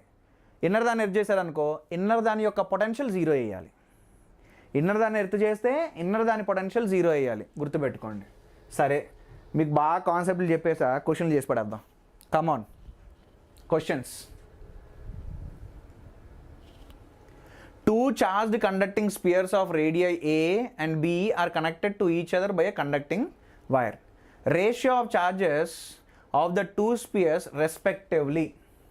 అమ్మా నీకు 2 స్పియర్స్ ఉన్నాయి, ఆ 2 స్పియర్స్ని వాళ్ళు కనెక్ట్ చేశారంట. కనెక్ట్ చేసిన తర్వాత రేషియో ఆఫ్ చార్జెస్ అడిగాడు. Q1 Q2 తీసుకో, దీని రేడియస్ A అంట, దీని రేడియస్ B అంట. ఏంటి నాన్న, పొటెన్షియల్స్ ఈక్వల్ ఉండాలి కదా. నువ్వు కనెక్ట్ చేసావంటే పొటెన్షియల్స్ ఈక్వల్ ఉండాలి. అంటే KQ1/A should be equal to KQ2/B.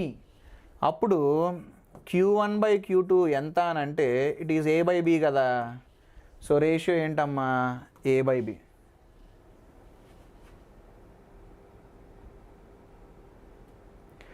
Yash, question solve చేయి.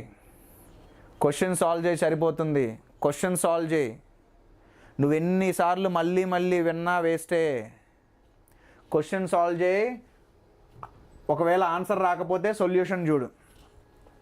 ఆన్సర్ రాకపోతే సొల్యూషన్ చూడు, నేర్చుకో.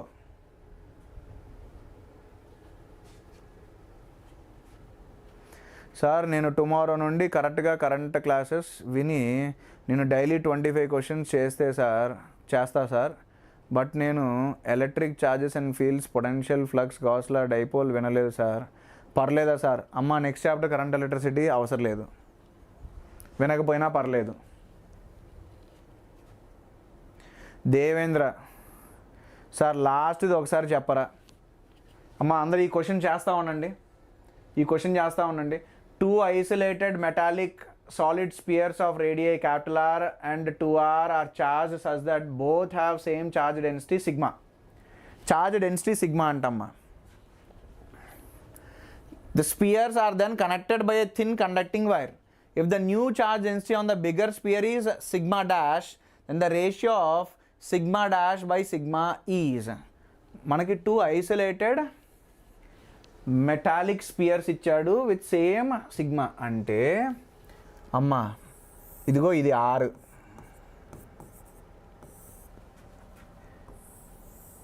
ఇదేమో 2r.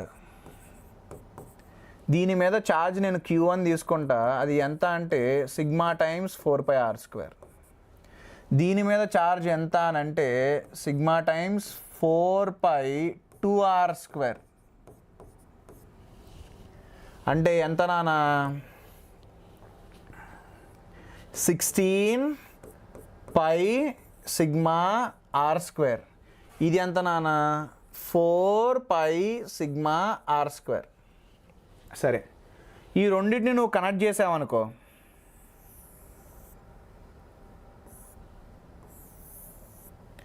ఛార్జెస్ ఎక్స్చేంజ్ అవుతాయి కదా.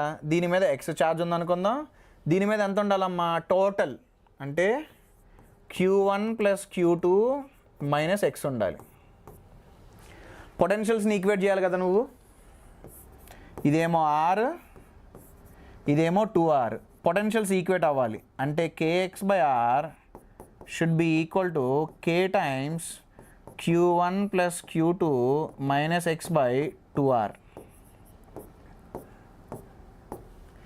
ఇక్కడ నుండి నీకు x వాల్యూ ఎంత వస్తుంది? What will be the X value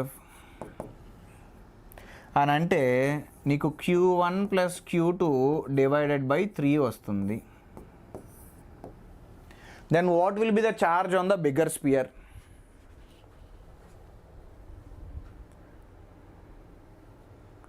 what will be the charge on the bigger sphere? Charge on bigger sphere ఎంత? చార్జ్ ఆన్ బిగ్గర్ స్పియర్ ఎంత అంటే Q1 + Q2 - x.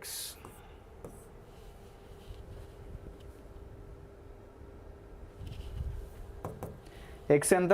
ఇది. సో నువ్వు అది చేస్తే you will get this. So అది ఒకసారి రాసేద్దామమ్మా. ఆ ఛార్జ్ ఎంత రాసేద్దాం. Q1 + Q2 ఎంతమ్మా? Q1 ఏమో 4π, ఇదేమో 16. అంటే ఎంత? 20 πσr²/3. ఇది నీకు ఛార్జ్. వాడు అడిగింది ఛార్జ్ డెన్సిటీ అంటే ఏంటి? Q / the area of the bigger one. What is the area of the bigger one?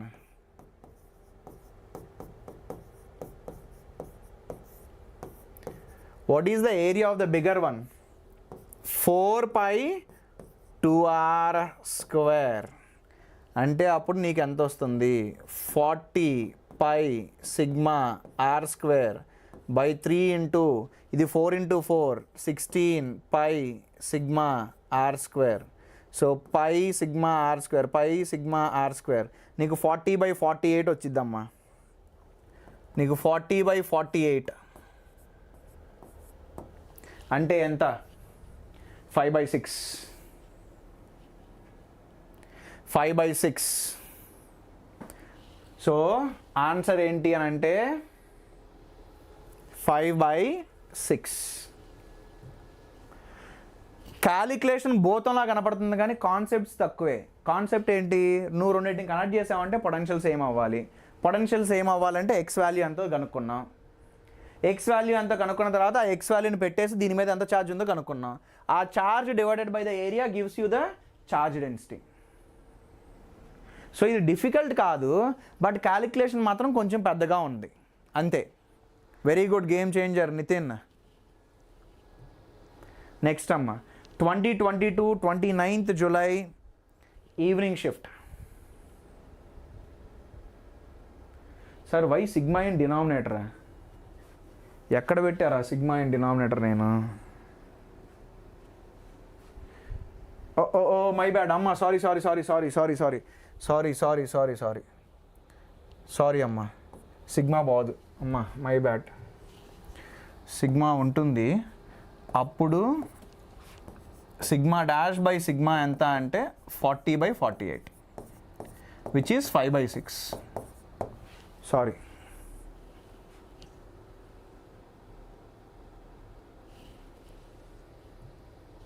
ఈ క్వశ్చన్ చేయండి. Two identical metallic spheres A and B, when placed at certain distance in air, repel each other with a force F.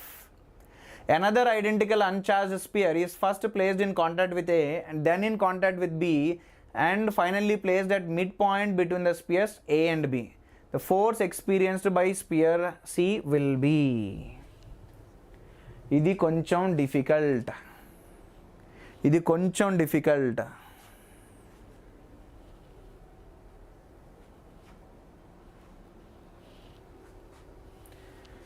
First నాన్న, two identical metallic spheres A and B when placed at certain distance in air repel. మా రెండు identical అన్నాడు కాబట్టి నేనేం చేస్తానంటే ఏకి బికి charge ఏదైతే ఉందో అది సేమ్ ఛార్జ్ తీసుకుంటా.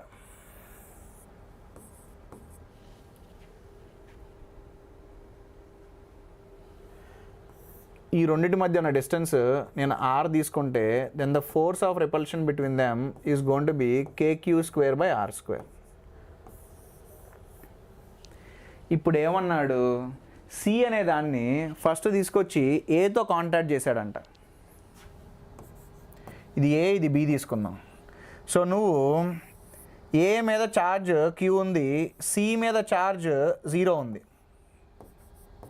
ఈ రెండింటిని టచ్ చేసావు, రెండు ఐడెంటికల్ బాడీస్ కదా, రెండింటిని టచ్ చేసావు. రెండు ఐడెంటికల్ బాడీస్ డైరెక్ట్గా నేను Q/2 అని చెప్పేయచ్చు. రెండు ఐడెంటికల్ బాడీస్ కాబట్టి టోటల్ ఛార్జ్ని రెండు సమానంగా డిస్ట్రిబ్యూట్ చేసుకుంటే అని చెప్పేయచ్చు. బట్ నేను ఫార్ములాతో వెళ్తా. ఎందుకు? దీని మీద X ఛార్జ్ ఉంది, దీని మీద Q-X ఛార్జ్ ఉందని తీసుకుంటా. ఎందుకంటే ఈ రెండింటిని టచ్ చేసినప్పుడు టోటల్ ఛార్జ్ Q. పొటెన్షియల్స్ ఏమవ్వాలమ్మా? ఈక్వల్ అవ్వాలి కదా. KX/R should be equal to KQ-X/R. So R K పోతే X is equal to Q-X. అప్పుడు X ఏమవుతుందనంటే Q/2. సో నీకు ఏ మీద ఎంత ఛార్జ్ ఉంది అని అంటే ఏ మీద Q/2 ఉంది, సి మీద ఎంత ఉందమ్మా? సి మీద కూడా Q/2 ఉంది. ఇప్పుడు ఏం చేశాడు, ఈ సీని తీసుకెళ్ళి బీని కూడా టచ్ చేశాడంట. సో నువ్వు సీని తీసుకెళ్ళి బీని టచ్ చేసావు అనుకో, సి గాడి మీద ఎంత ఛార్జ్ ఉంది? Q/2 ఉంది. బి గాడి మీద ఎంత ఛార్జ్ ఉంది? బి గాడి మీద Q ఉంది. ఈ రెండింటిని నువ్వు టచ్ చేసావు అనుకో, సి మీద ఎంత ఉందో నాకు తెలీదు, నేను X తీసుకుంటా. టోటల్ ఛార్జ్ ఎంతమ్మా? 3Q/2. సో బి గాడి మీద 3Q/2 - X ఉంటుంది. అప్పుడు ఈ రెండు టచ్ చేసావంటే ఈ రెండింటికి సేమ్ పొటెన్షియల్ ఉండాలి కదా. అంటే లెఫ్ట్దేమో X ఛార్జ్ ఉంది, సో KX/R. రైట్దేమో ఎంత ఉంది? సో KR క్యాన్సిల్ అయిపోయి నువ్వు Xని క్యాలిక్యులేట్ చేస్తే it will come out to be 3Q/4. It come out to be 3Q/4. ఇక్కడతో ఆగలేదు నాన్న వాడు, ఇంకా లెంతీ చేశాడు. ఏం చేశాడు? ఆ మిగిలిపోయిన ఏ ఉందే అది Q/2 ఛార్జ్ ఉంది. సికి ఎంత ఉంది నాన్న? సికి 3Q/4 ఉంది. అది తీసుకెళ్ళి ఎక్కడ పెట్టాడు? మధ్యలో పెట్టాడంట. మధ్యలో పెట్టానని చెప్పాడు. కావాలండి క్వశ్చన్ చూద్దారండి.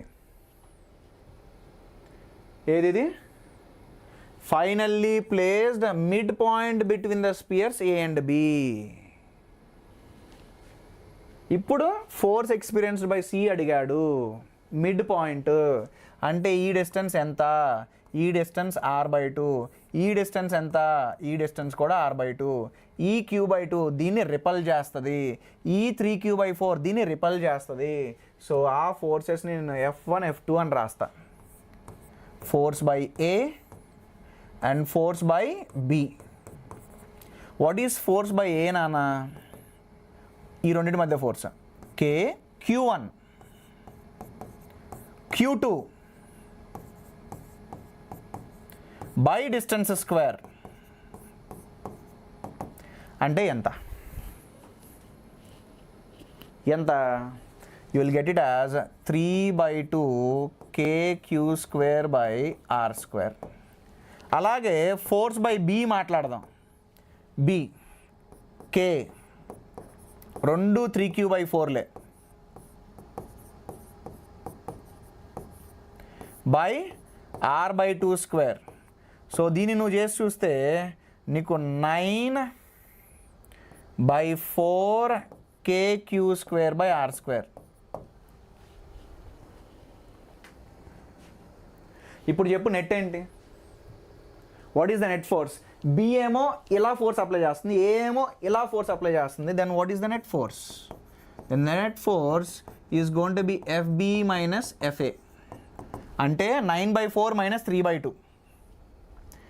9/4 minus 3/2 KQ²/R². 9/4 మైనస్ 3/2 ఎంత? 3/4. So it is 3/4 KQ²/R². మరి KQ²/R² అంటే ఏంటి? F పెట్టేయి, F. సో ఇప్పుడు చెప్పమ్మా, what is the net force? 3/4 F. 3/4 F. ఇది డిఫికల్టా? డిఫికల్ట్ కాదు, కానీ లెంతీనా? లెంతీ. ఏం చేశాడు? ఏని బీను తీసుకున్నాడు, ఇంకో సీన్ తీసుకొచ్చి ఫస్ట్ ఏని టచ్ చేశాడు, తర్వాత తీసుకొచ్చి మళ్ళీ బీని టచ్ చేశాడు, మళ్ళీ తీసుకొచ్చి ఏకి బీకి మధ్యలో పెట్టాడు. సో ఇది ఒక సీక్వెన్స్లో వెళ్తుంది question. Lengthy question, but not difficult. Not difficult. సరేనమ్మా. Next, two uniformly charged spherical conductors A and B of radius 5 mm and 10 mm are separated by a distance 2 cm.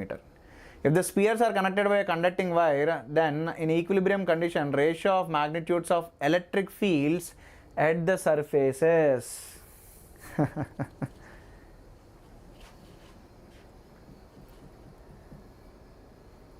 అసలు ఇది చాలా సింపుల్ అన్నమాట క్యాలిక్యులేట్ చేయడం. ఎందుకో చెప్పనా నానా? నువ్వు రెండింటిని connect చేసావనుకో,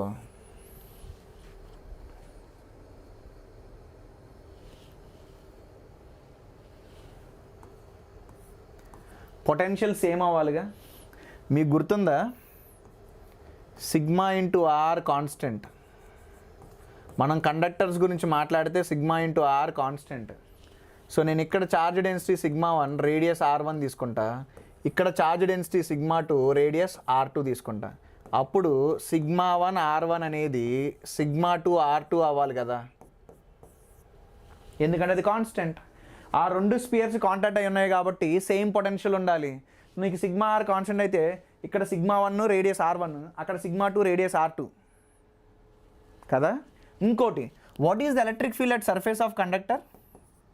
what is the electric field at the surface of conductor? గుర్తుంది అని అంటే ఇట్ ఈస్ σ/ε0. అంటే నీకు E1/E2 కావాలి అని అంటే it is just σ1/σ2. What is σ1/σ2? Is R2/R1. What is R2/R1? What is the radius? 10 and 5. So 10/5 which is going to be how much? 2. డైరెక్ట్గా answer వచ్చిందిగా.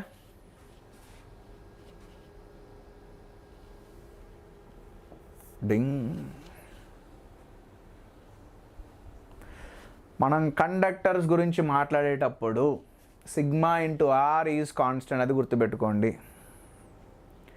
Prasanna Kumar sir short notes ఎలా ప్రిపేర్ చేయాలి? అన్ని ఇంపార్టెంట్ ఫార్ములాస్ని రాసేసుకోవడానమ్మా. షార్ట్ నోట్స్ నేను పెట్టా, నేను పెట్టిన షార్ట్ నోట్స్ చూసారా? ఎలక్ట్రోస్టాటిక్స్ మీద షార్ట్ నోట్స్ పెట్టా. ఎమ్మటే నెక్స్ట్ క్లాస్లో సార్ అందులో ఏమేమి చదవాలి సార్ అని అడిగాడు. So short notes individual dependent అన్నమాట. నువ్వు ఏదైతే నేర్చుకున్నావో ఆ నేర్చుకున్న వాటిలో ఉన్న అన్ని ఫార్ములాస్ని ఒక డయాగ్రామ్ వేలో రిప్రజెంట్ చేసుకుంటూ వెళ్ళడమే నీ షార్ట్ నోట్స్. నా ప్రకారంగా షార్ట్ నోట్స్ అనుకో, నేను పెట్టినంత షార్ట్ నోట్స్ వచ్చింది. సో ప్రతి ఇండివిజువల్కి వాళ్ళ ఓన్ షార్ట్ నోట్స్ ఉండాలి. ఎందుకంటే కొంతమంది ఎలక్ట్రోస్టాటిక్స్ చాప్టర్లో ఓన్లీ కొన్ని టాపిక్స్ నేర్చుకొని ఉంటారు. వాళ్ళు ఆ కొన్ని టాపిక్స్ మీద ఫార్ములాస్ షార్ట్ నోట్స్లో పెట్టుకోవాలి. ఏది పడితే అది చేయకూడదు. సరేనమ్మా. Vehicles carrying inflammable fluids usually have metallic chains touching the ground. ఎందుకు అనంటే, మీకు ఇది అయిందో లేదో నాకు తెలియదు, పాలిస్టర్ క్లాత్స్ ఉంటాయి కదా, అంటే మన స్పోర్ట్స్ వేర్ ఉంటాయి, కాటన్ కాకుండా పాలిస్టర్ క్లాత్స్. ఎప్పుడన్నా మీరు గమనించారా? పాలిస్టర్ క్లాత్స్ మీరు తీసేటప్పుడు స్పార్క్స్ వినపడతాయి, సౌండ్లు వినపడతాయి, టక్ టక్ టక్ టక్ టక్ అని. ఎందుకనంటే ఆ పాలిస్టర్ క్లాత్స్ని నువ్వు వాషింగ్ మిషన్లో వేసినప్పుడు వాటి మీద ఛార్జ్ ఉండిద్ది అనమాట. ఆ ఛార్జ్ అనేది ఆ షర్ట్ మీదే ఉండిపోవడం వల్ల అది డిశ్చార్జ్ అయ్యిద్ది. డిశ్చార్జ్ అయినప్పుడు నీకు స్పార్క్ క్రియేట్ అయింది. నువ్వు పెట్రోల్ దగ్గర ఉన్నావు, పెట్రోల్ దగ్గర స్పార్క్ వచ్చింది, ఏమైంది? సో అలా ఉండడానికి, అలా జరగకుండా చేయడానికి వీళ్ళు ఏం చేస్తారంటే గ్రౌండ్ని కనెక్ట్ చేసేస్తారనమాట. అప్పుడు ఏంటి, ఏదైనా ఛార్జ్ క్రియేట్ అవుతున్నా సరే ఆ ఛార్జ్ అనేది గ్రౌండ్కి వెళ్ళిపోతుంది. సో స్పార్క్ రావడానికి ఛాన్స్ లేదు. అదే ఛార్జ్ అక్యూములేట్ అవుతుంది అనుకో, స్పార్క్ అయ్యిద్ది. స్పార్క్ క్రియేట్ అయ్యి ఛార్జ్ ఎయిర్లోకి వెళ్ళిపోద్ది అనమాట. సో స్పార్క్స్ రాకుండా ఉండాలంటే ఆ బాడీ ఛార్జ్ అవ్వకూడదు అంటే దాన్ని ఎర్త్ చేసేయాలి. నెక్స్ట్, ఇది కొంచెం ట్రికీ, ఆలోచించండి. వీడు క్వశ్చన్ కూడా కరెక్ట్గా ఇవ్వలేదన్నమాట. The electric field due to charge capital Q అన్నాడు. యాక్చువల్గా వాడు అంటుంది electric field due to the whole charge distribution.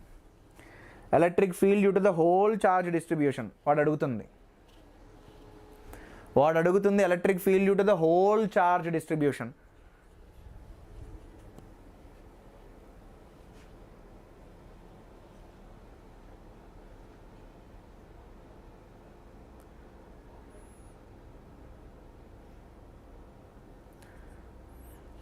సరేనమ్మా. గాస్లా ఇదిగో ఏం చేశాడు, కండక్టింగ్ అన్నాడు. Conducting shell. అయితే ఈ షెల్ అనేది థిన్ షెల్ కాదమ్మా, it's a thick shell. Inner radius ఏమో ఏ, అవుటర్ రేడియస్ ఏమో బి. ఇప్పుడమ్మా ఒక్కటైతే ఖచ్చితం రా, ఏంటో చెప్పనా? ఇదిగో ఇదంతా కండక్టర్ కదా, ఇదంతా కండక్టర్ అయినప్పుడు what is electric field inside conductor? 0. అంటే electric field in the second zone ఉందే, electric field in the second zone 0 అవ్వాలి. ఎన్ని ఆప్షన్స్లో ఉందో చూద్దాం. అబ్బా, ప్రతి ఆప్షన్లోనూ electric field in the second zone 0 ఉందిరా, ఉపయోగం లేదు. సరే, ఇప్పుడు మనం గాస్ లా వాడదాం. అమ్మా, if I'm going to take a closed surface passing through the material of the conductor, నేను కానీ మెటీరియల్ ఆఫ్ ద కండక్టర్లోండి తీసుకుంటే అక్కడ ఎలక్ట్రిక్ ఫీల్డ్ 0 ఉంటుంది. ఎలక్ట్రిక్ ఫీల్డ్ లేకపోతే ఫ్లక్స్ ఉండదు, ఫ్లక్స్ లేకపోతే ఛార్జ్ ఎన్క్లోజ్డ్ అనేది 0 అవ్వాలి. మనకు ఆల్రెడీ క్యాపిటల్ క్యూ ఛార్జ్ ఉంది, మరి ఛార్జ్ ఎన్క్లోజ్ 0 అవ్వాలంటే ఏ ఛార్జ్ ఇండ్యూస్ అవ్వాలమ్మా? ఇన్నర్ సర్ఫేస్ మీద -q ఛార్జ్ అనేది ఇండ్యూస్ అవ్వాలి. సో ఇక్కడ +q ఉంది, ఇక్కడ -q ఉంది. ఎలక్ట్రిక్ ఫీల్డ్ లైన్స్ ఎలా ఉంటాయమ్మా? పాజిటివ్ ఛార్జ్ నుండి నెగిటివ్ ఛార్జ్కి వెళ్తాయి. ఇక్కడేమో +q, సర్ఫేస్ మీద ఏమో -q. అంటే ఎలక్ట్రిక్ ఫీల్డ్ ఉండిద్దా? ఉండిద్ది. సో ఈ రీజియన్ 1లో ఎలక్ట్రిక్ ఫీల్డ్ ఉందా? ఉంది. ఎందుకు? సెంటర్ దగ్గర నువ్వు +q పెట్టావు, ఆ ప్లస్ క్యూ వల్ల మైనస్ క్యూ అనేది ఇండ్యూస్ అవుతుంది. Electric field lines positive charge నుండి నెగిటివ్ ఛార్జ్కి వెళ్తాయి. సో పక్కా నీకు రీజన్ 1లో ఎలక్ట్రిక్ ఫీల్డ్ ఉండిద్ది. అంటే నీ ఆప్షన్ ఇదన్నా. సరే, ఇక్కడ ఏమి ఇచ్చాడు నాన్న?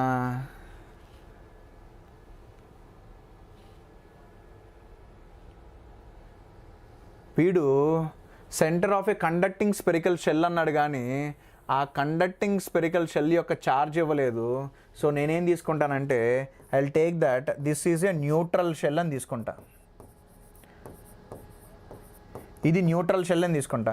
అప్పుడు ఇన్నర్ సర్ఫేస్ మీద మైనస్ క్యూ ఛార్జ్ ఉంటే అవుటర్ సర్ఫేస్ మీద ఎంత ఛార్జ్ ఉండాలమ్మా? ప్లస్ క్యూ ఛార్జ్ ఉండాలి. ఎందుకు ప్లస్ క్యూ ఛార్జ్ ఉండాలి అని అంటే inner surface charge plus outer surface charge అనేది 0 రావాలి. Inner surface charge outer surface charge 0 రావాలి టుగెదర్. అప్పుడే కదా ఇది మైనస్ క్యూ అయితే అప్పుడు అవుట్ సైడ్ది ప్లస్ క్యూ అవ్వాలి. నేను ఈ రీజన్కి వచ్చి నుంచున్నాను అనుకో, మరి ప్లస్ క్యూ గార్డ్ ఉన్నాడుగా, plus Q guard electric field create చేస్తాడుగా. ఈ రెండిటి వల్ల ఈ పాయింట్ దగ్గర ఫీల్డ్ 0, ఈ రెండిటి వల్ల దాన్నే షీల్డింగ్ అంటారమ్మా. షీల్డింగ్ అని అంటారు, ఎలక్ట్రోస్టాటిక్ షీల్డింగ్ అని అంటారు. ఒకటి గుర్తుపెట్టుకో, నువ్వు కారులో కూర్చున్నావు, లైట్నింగ్ ఎప్పుడైనా మెరుపులు వచ్చినప్పుడు కారులో ఉన్న వాళ్ళని కారులోనే కూర్చోమంటారు. ఎందుకో చెప్పనా? నీ కార్ అనేది బయట ఛార్జెస్ నుండి నిన్ను షీల్డ్ చేసిద్ది. సో నేను ఇప్పుడు ఒక ఇంపార్టెంట్ స్టేట్మెంట్ ఇవ్వబోతున్నా. ఏంటి అని అంటే, లోపల ఉన్న వాళ్ళు బయట వాళ్ళని ఇన్ఫ్లుయెన్స్ చేయలేరు, బయట ఉన్న వాళ్ళు లోపల వాళ్ళని ఇన్ఫ్లుయెన్స్ చేయలేరు. అంతే, షీల్డ్ చేసి పడేసిద్ది. ఎవరు షీల్డ్ ఇస్తున్నారు నీకు? ప్రొటెక్షన్ ఎవడు ఇస్తున్నాడు అని అంటే దట్ కండక్టింగ్ థింగ్. ఇప్పుడు ఫర్ ఎగ్జాంపుల్ మీకు ఇంకా బాగా అర్థం అవ్వాలంటే, మనందరం ఒక క్లాస్ రూమ్లో ఉన్నాం, రైట్? ఆ క్లాస్ రూమ్ అనేది ఒక కండక్టింగ్ బాడీ అని తీసుకో.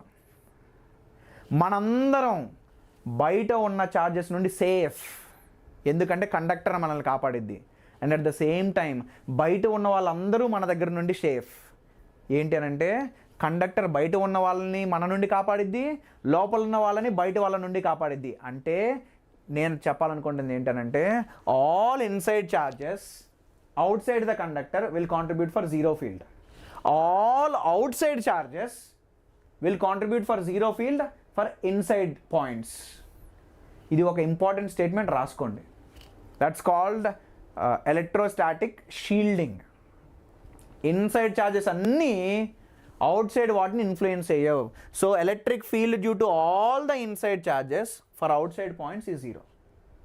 సో ఈ రెండు ఎలక్ట్రిక్ ఫీల్డ్ కాంట్రిబ్యూట్ చేయవు, కానీ ఇది కాంట్రిబ్యూట్ చేసింది. కాబట్టి ఇక్కడ electric field in the third region is not equal to 0.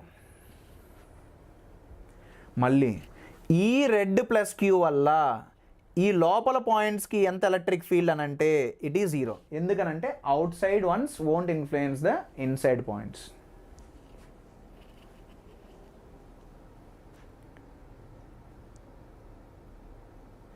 సరేనమ్మా, ఆన్సర్ ఏంటనంటే ఇక్కడ C.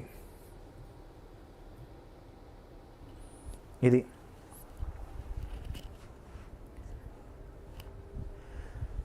64 conducting drops, each of radius 0.02 meter and each carrying a charge 5 microcoulomb are combined to form a bigger drop. The ratio of surface charge density of the bigger drop to the smaller drop. ఇది కొంచెం different question. 64 conducting drops, each of radius 0.02 and each carrying a charge of 5 microcoulomb are combined to form a bigger drop. అమ్మా, నువ్వు ఆ రేడియస్లో అన్నీ ఇప్పుడు తీసుకోకు. చిన్న radius small R, charge Q, ఇలాంటి 64 ఉన్నాయి. ఆ 64 అన్నీ కలిసిపోయి ఒక బిగ్గర్ డ్రాప్ కింద అయినాయి. ఆ బిగ్గర్ డ్రాప్ యొక్క రేడియస్ నువ్వు క్యాపిటల్ ఆర్ తీసుకో. 64 క్యూలు కలిపితే ఎంత వస్తుందమ్మా? 64 క్యూఏ కదా charge. So charge on the bigger drop ఎంత అంటే 64 క్యూ.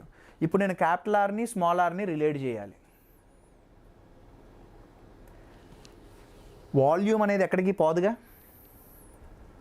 నువ్వు 64 డ్రాప్స్ని కలిపినప్పుడు 64 డ్రాప్స్ యొక్క వాల్యూమ్ ఈ పెద్ద డ్రాప్ యొక్క వాల్యూమ్ సేమ్ ఉండాలిగా. అంటే 4/3 పై క్యాపిటల్ ఆర్ క్యూబ్ ఏదైతే వాల్యూమ్ ఉందో బిగ్గర్ డ్రాప్, ఆ వాల్యూమ్ ఎక్కడి నుండి వచ్చింది? ఈ స్మాలర్ డ్రాప్స్ నుండి వచ్చింది. ఆ స్మాలర్ డ్రాప్స్ ఎన్ని drops? 64 drops. So 64 × 4/3 pi small R cube. ఇక్కడ నీకు ఆర్ ఎంత వస్తుంది అని అంటే ఇంత. So the radius of the bigger drop is 4 times that of the smaller drop. సరే, వాడు ఏం అడిగాడు సార్? వాడు సర్ఫేస్ డెన్సిటీ అడుగుతున్నాడు, అంటే సిగ్మా అడుగుతున్నాడు. So sigma of the bigger drop by sigma of the smaller drop. Sigma అంటే ఏంటమ్మా? Charge per unit area. What is the charge on the bigger one? Capital Q by 4 pi capital R square by what is the charge density of the smaller one? Small Q by 4 pi small R square. ఈ 4 పైని బయటికి నెట్టేయచ్చు. Capital Q by small Q into small R by capital R whole square. What is capital Q by small Q? 64.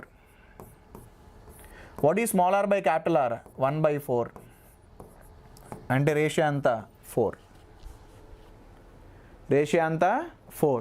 ఎందుకంటే capital Q is 64 times small Q and capital R is 4 times small are.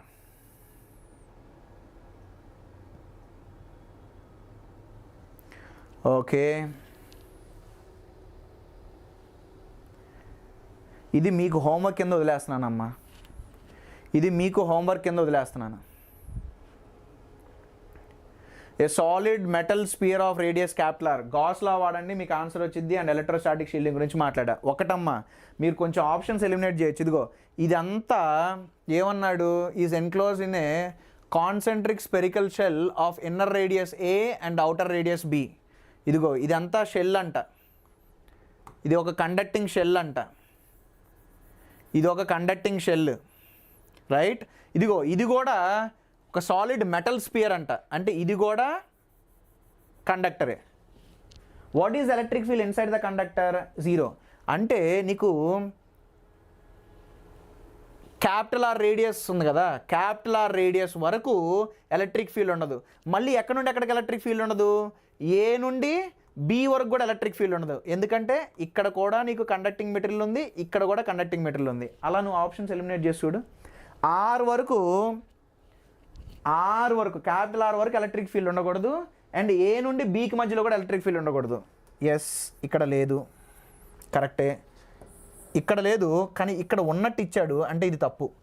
ఏకి బీకి మధ్యలో electric field ఉండకూడదు. ఎందుకంటే ఏకి బీకి మధ్యలో నీకు కండక్టర్ ఉంది. Inside the conductor electric field 0. So ఇక్కడ లేదు, ఇక్కడ లేదు. ఓకే ఫైన్, ఇది తప్పు. ఎందుకంటే అప్ టు ఆర్ నీకు ఎలక్ట్రిక్ ఫీల్డ్ ఉండకూడదు. So you have to choose between option A and option C. Options eliminate చేయగలిగాం మనం.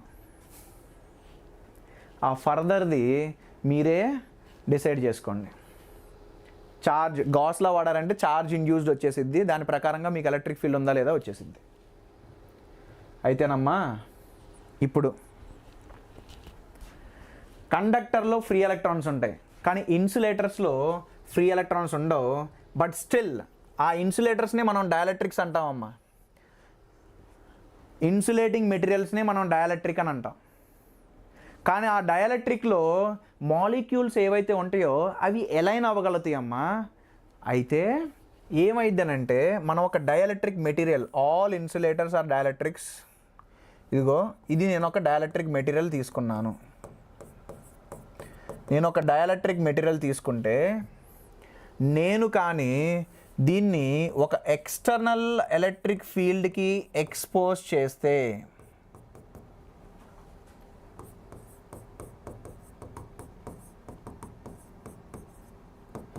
ఎక్స్టర్నల్ ఎలక్ట్రిక్ ఫీల్డ్ E0 ఈ మెటీరియల్ని ఎక్స్పోజ్ చేస్తే ఆ మెటీరియల్ కూడా ఒక అపోజింగ్ ఫీల్డ్ని క్రియేట్ చేసిద్ది. కానీ కండక్టర్స్ లాగా అది వెరీ స్ట్రాంగ్ ఫీల్డ్ ఉండదు. There will be some induced, పక్క ఎలా ఇలా there will be some induced electric field. ఈ ఇన్సులేటర్స్ కూడా ఎలక్ట్రిక్ ఫీల్డ్ని ఇష్టపడవు. అవి కూడా అపోజ్ చేస్తాయి. కానీ కండక్టర్స్ అంత కాదు. కండక్టర్స్ ఏంటమ్మా, కండక్టర్స్ మొత్తం ఎలక్ట్రిక్ ఫీల్డ్నే క్యాన్సిల్ చేసి పడేస్తుంది. కండక్టర్స్ ఎంతైతే నువ్వు ఎలక్ట్రిక్ ఫీల్డ్ అప్లై చేసావో అంత ఆపోజిట్ డైరెక్షన్లో క్రియేట్ చేసి నెట్ ఎలక్ట్రిక్ ఫీల్డ్ని జీరో చేసేస్తుంది. కానీ ఇన్సులేటర్స్కి అంత స్ట్రెంగ్త్ ఉండదు, ఎందుకంటే they don't have free electrons, but they will also oppose. అప్పుడు నీకు నెట్ ఎలక్ట్రిక్ ఫీల్డ్ ఎంత inside the dielectric, net electric field inside the dielectric ఏంట్రా బాబు అని అంటే నువ్వు అప్లై చేసిన external electric field minus the induced electric field that got produced. ఇది ఎంత ఉంటుంది అని అంటే this value is E0/K, where K is called as dielectric constant. So the net electric field inside the dielectric medium is going to be 1/K times. అదే మనం conductor గురించి మాట్లాడామనుకో, net electric field 0 అంటే K ఎంతమ్మా కండక్టర్కి, infinity. ఒకవేళ K కానీ infinity తీసుకుంటే E0/infinity. E0/infinity ఏంటి, 0. So what is the dielectric constant of a conductor అని అంటారమ్మా. Dielectric constant of a conductor is infinity. So మనం ఏదైనా ఇన్సులేటింగ్ మెటీరియల్ తీసుకున్నా కానీ అది కూడా మనం అప్లై చేసిన ఎలక్ట్రిక్ ఫీల్డ్ని అపోజ్ చేస్తుంది. అది కూడా దాని ఓన్ ఎలక్ట్రిక్ ఫీల్డ్ క్రియేట్ చేస్తుంది. దాని ఓన్ ఎలక్ట్రిక్ ఫీల్డ్ ఏంటంటే this is the electric field created by it. అది ఎంత క్రియేట్ చేస్తుందని అంటే it depends on the material we have taken. ఆ మెటీరియల్కి ఒక స్పెషల్ క్యారెక్టర్ ఉంటుంది. ఆ క్యారెక్టర్ని డిసైడ్ చేసేది ఏంటి అని అంటే డైఎలక్ట్రిక్ కాన్స్టెంట్. డైఎలక్ట్రిక్ కాన్స్టెంట్ ఎక్కువ ఉంటే అది ఎక్కువ ఎలక్ట్రిక్ ఫీల్డ్ని ఇండ్యూస్ చేసి క్యాన్సిల్ చేయాలని చూసిద్ది. అదే డైఎలక్ట్రిక్ కాన్స్టెంట్ తక్కువ ఉంటే అది ఇండ్యూస్డ్ ఎలక్ట్రిక్ ఫీల్డ్ తక్కువ క్రియేట్ చేస్తుంది. ఓకే సరే, మరి ఫోర్స్ ఏమవుతుంది సార్? ఫోర్స్ కూడా ఇప్పుడు ఎలక్ట్రిక్ ఫీల్డ్ 1/K టైమ్స్ అయింది అనుకో, ఫోర్స్ కూడా 1/K టైమ్స్ అవుతుంది.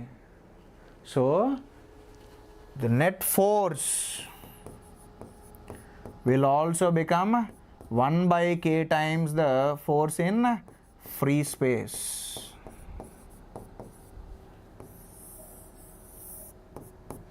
ఏంటి దాని అర్థం sir?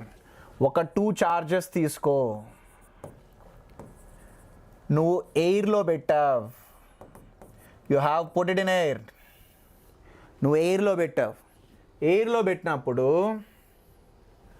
what will be the net force this is going to experience? 1/4πε0 into Q1 Q2 by R square. అలా కాకుండా నువ్వు ఈ చార్జెస్ని ఒక మీడియంలో పెట్టావు. ఈ చార్జెస్ ఏవైతే ఉన్నాయో వాటిని నువ్వు ఒక మీడియంలో పెట్టావు.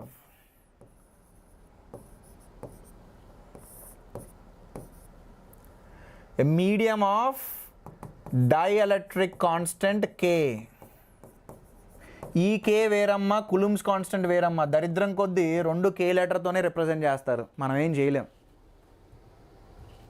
అయితే net force on this one ఎంత అనంటే it will be 1/K times 1/4πε0 Q1 Q2 by R square. 1/K times అవుతుంది.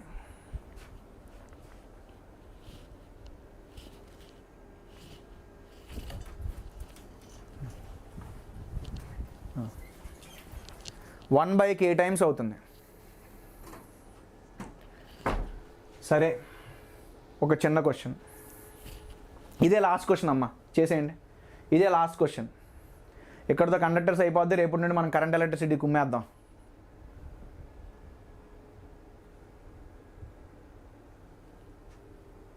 Sir we want current electricity next. సరేరా నాయన Likhith. Force between 2 point charges Q1 and Q2 placed in vacuum at R apart is F. Force between them when placed in a medium having dielectric constant K is equal to 5 at R/5 distance apart. అమ్మా first F K Q1 Q2 by R square. K వద్దురా బాబు, మళ్ళీ మీరు అది dielectric కాన్స్టెంట్తో confuse అయిపోతారు. ఒక్క నిమిషం నాన్న, ఒక్క నిమిషం. First 1/4πε0 Q1 Q2 by R square. ఇప్పుడు ఏం చేశాడు వాడు, ఒక డైఎలక్ట్రిక్ మీడియంలో పెట్టాడంట. అప్పుడు ఫోర్స్ 1/k అవుతుంది. 1/4πε0 Q1 Q2. డిస్టెన్స్ ఎంతమ్మా? r/5. r/5 square. ఆ k వాల్యూ ఎంతమ్మా? 5. ఇది ఎంత అవుతుందమ్మా? 5 స్క్వేర్. ఇదిగో ఇది 1/5 కదా, 1/5 స్క్వేర్ 5 స్క్వేర్ అవుతుంది. Is going to be 1/4πε0 Q1 Q2 by R square. So ఈ 1/5 స్క్వేర్ ఇన్ ద డినామినేటర్ న్యూమరేటర్కి వెళ్ళిపోయి 5 స్క్వేర్ అవుతుంది. అప్పుడు ఇది 5 టైమ్స్. ఇదేంటి నాన్న? దీని ఏమని రాయొచ్చు నాన్న? ఎఫ్ అని రాయొచ్చుగా. So F. So what will be the force? 5F. Okay, nice. ఇక్కడతో మనం ఎలక్ట్రోస్టాటిక్స్ అనే దానికి శుభం కార్డు వేస్తాం. నెక్స్ట్ కరెంట్ ఎలక్ట్రిసిటీ స్టార్ట్ చేస్తాం. అయితే ఈ వెడ్నెస్డే నేను ఒక హై వెయిటేజ్ చాప్టర్స్ గురించి మాట్లాడి, అండ్ ఈ ఫ్రైడే షార్ట్ నోట్స్ అనే దాని గురించి నేను క్లాస్లోనే డిస్కస్ చేసేస్తానమ్మా.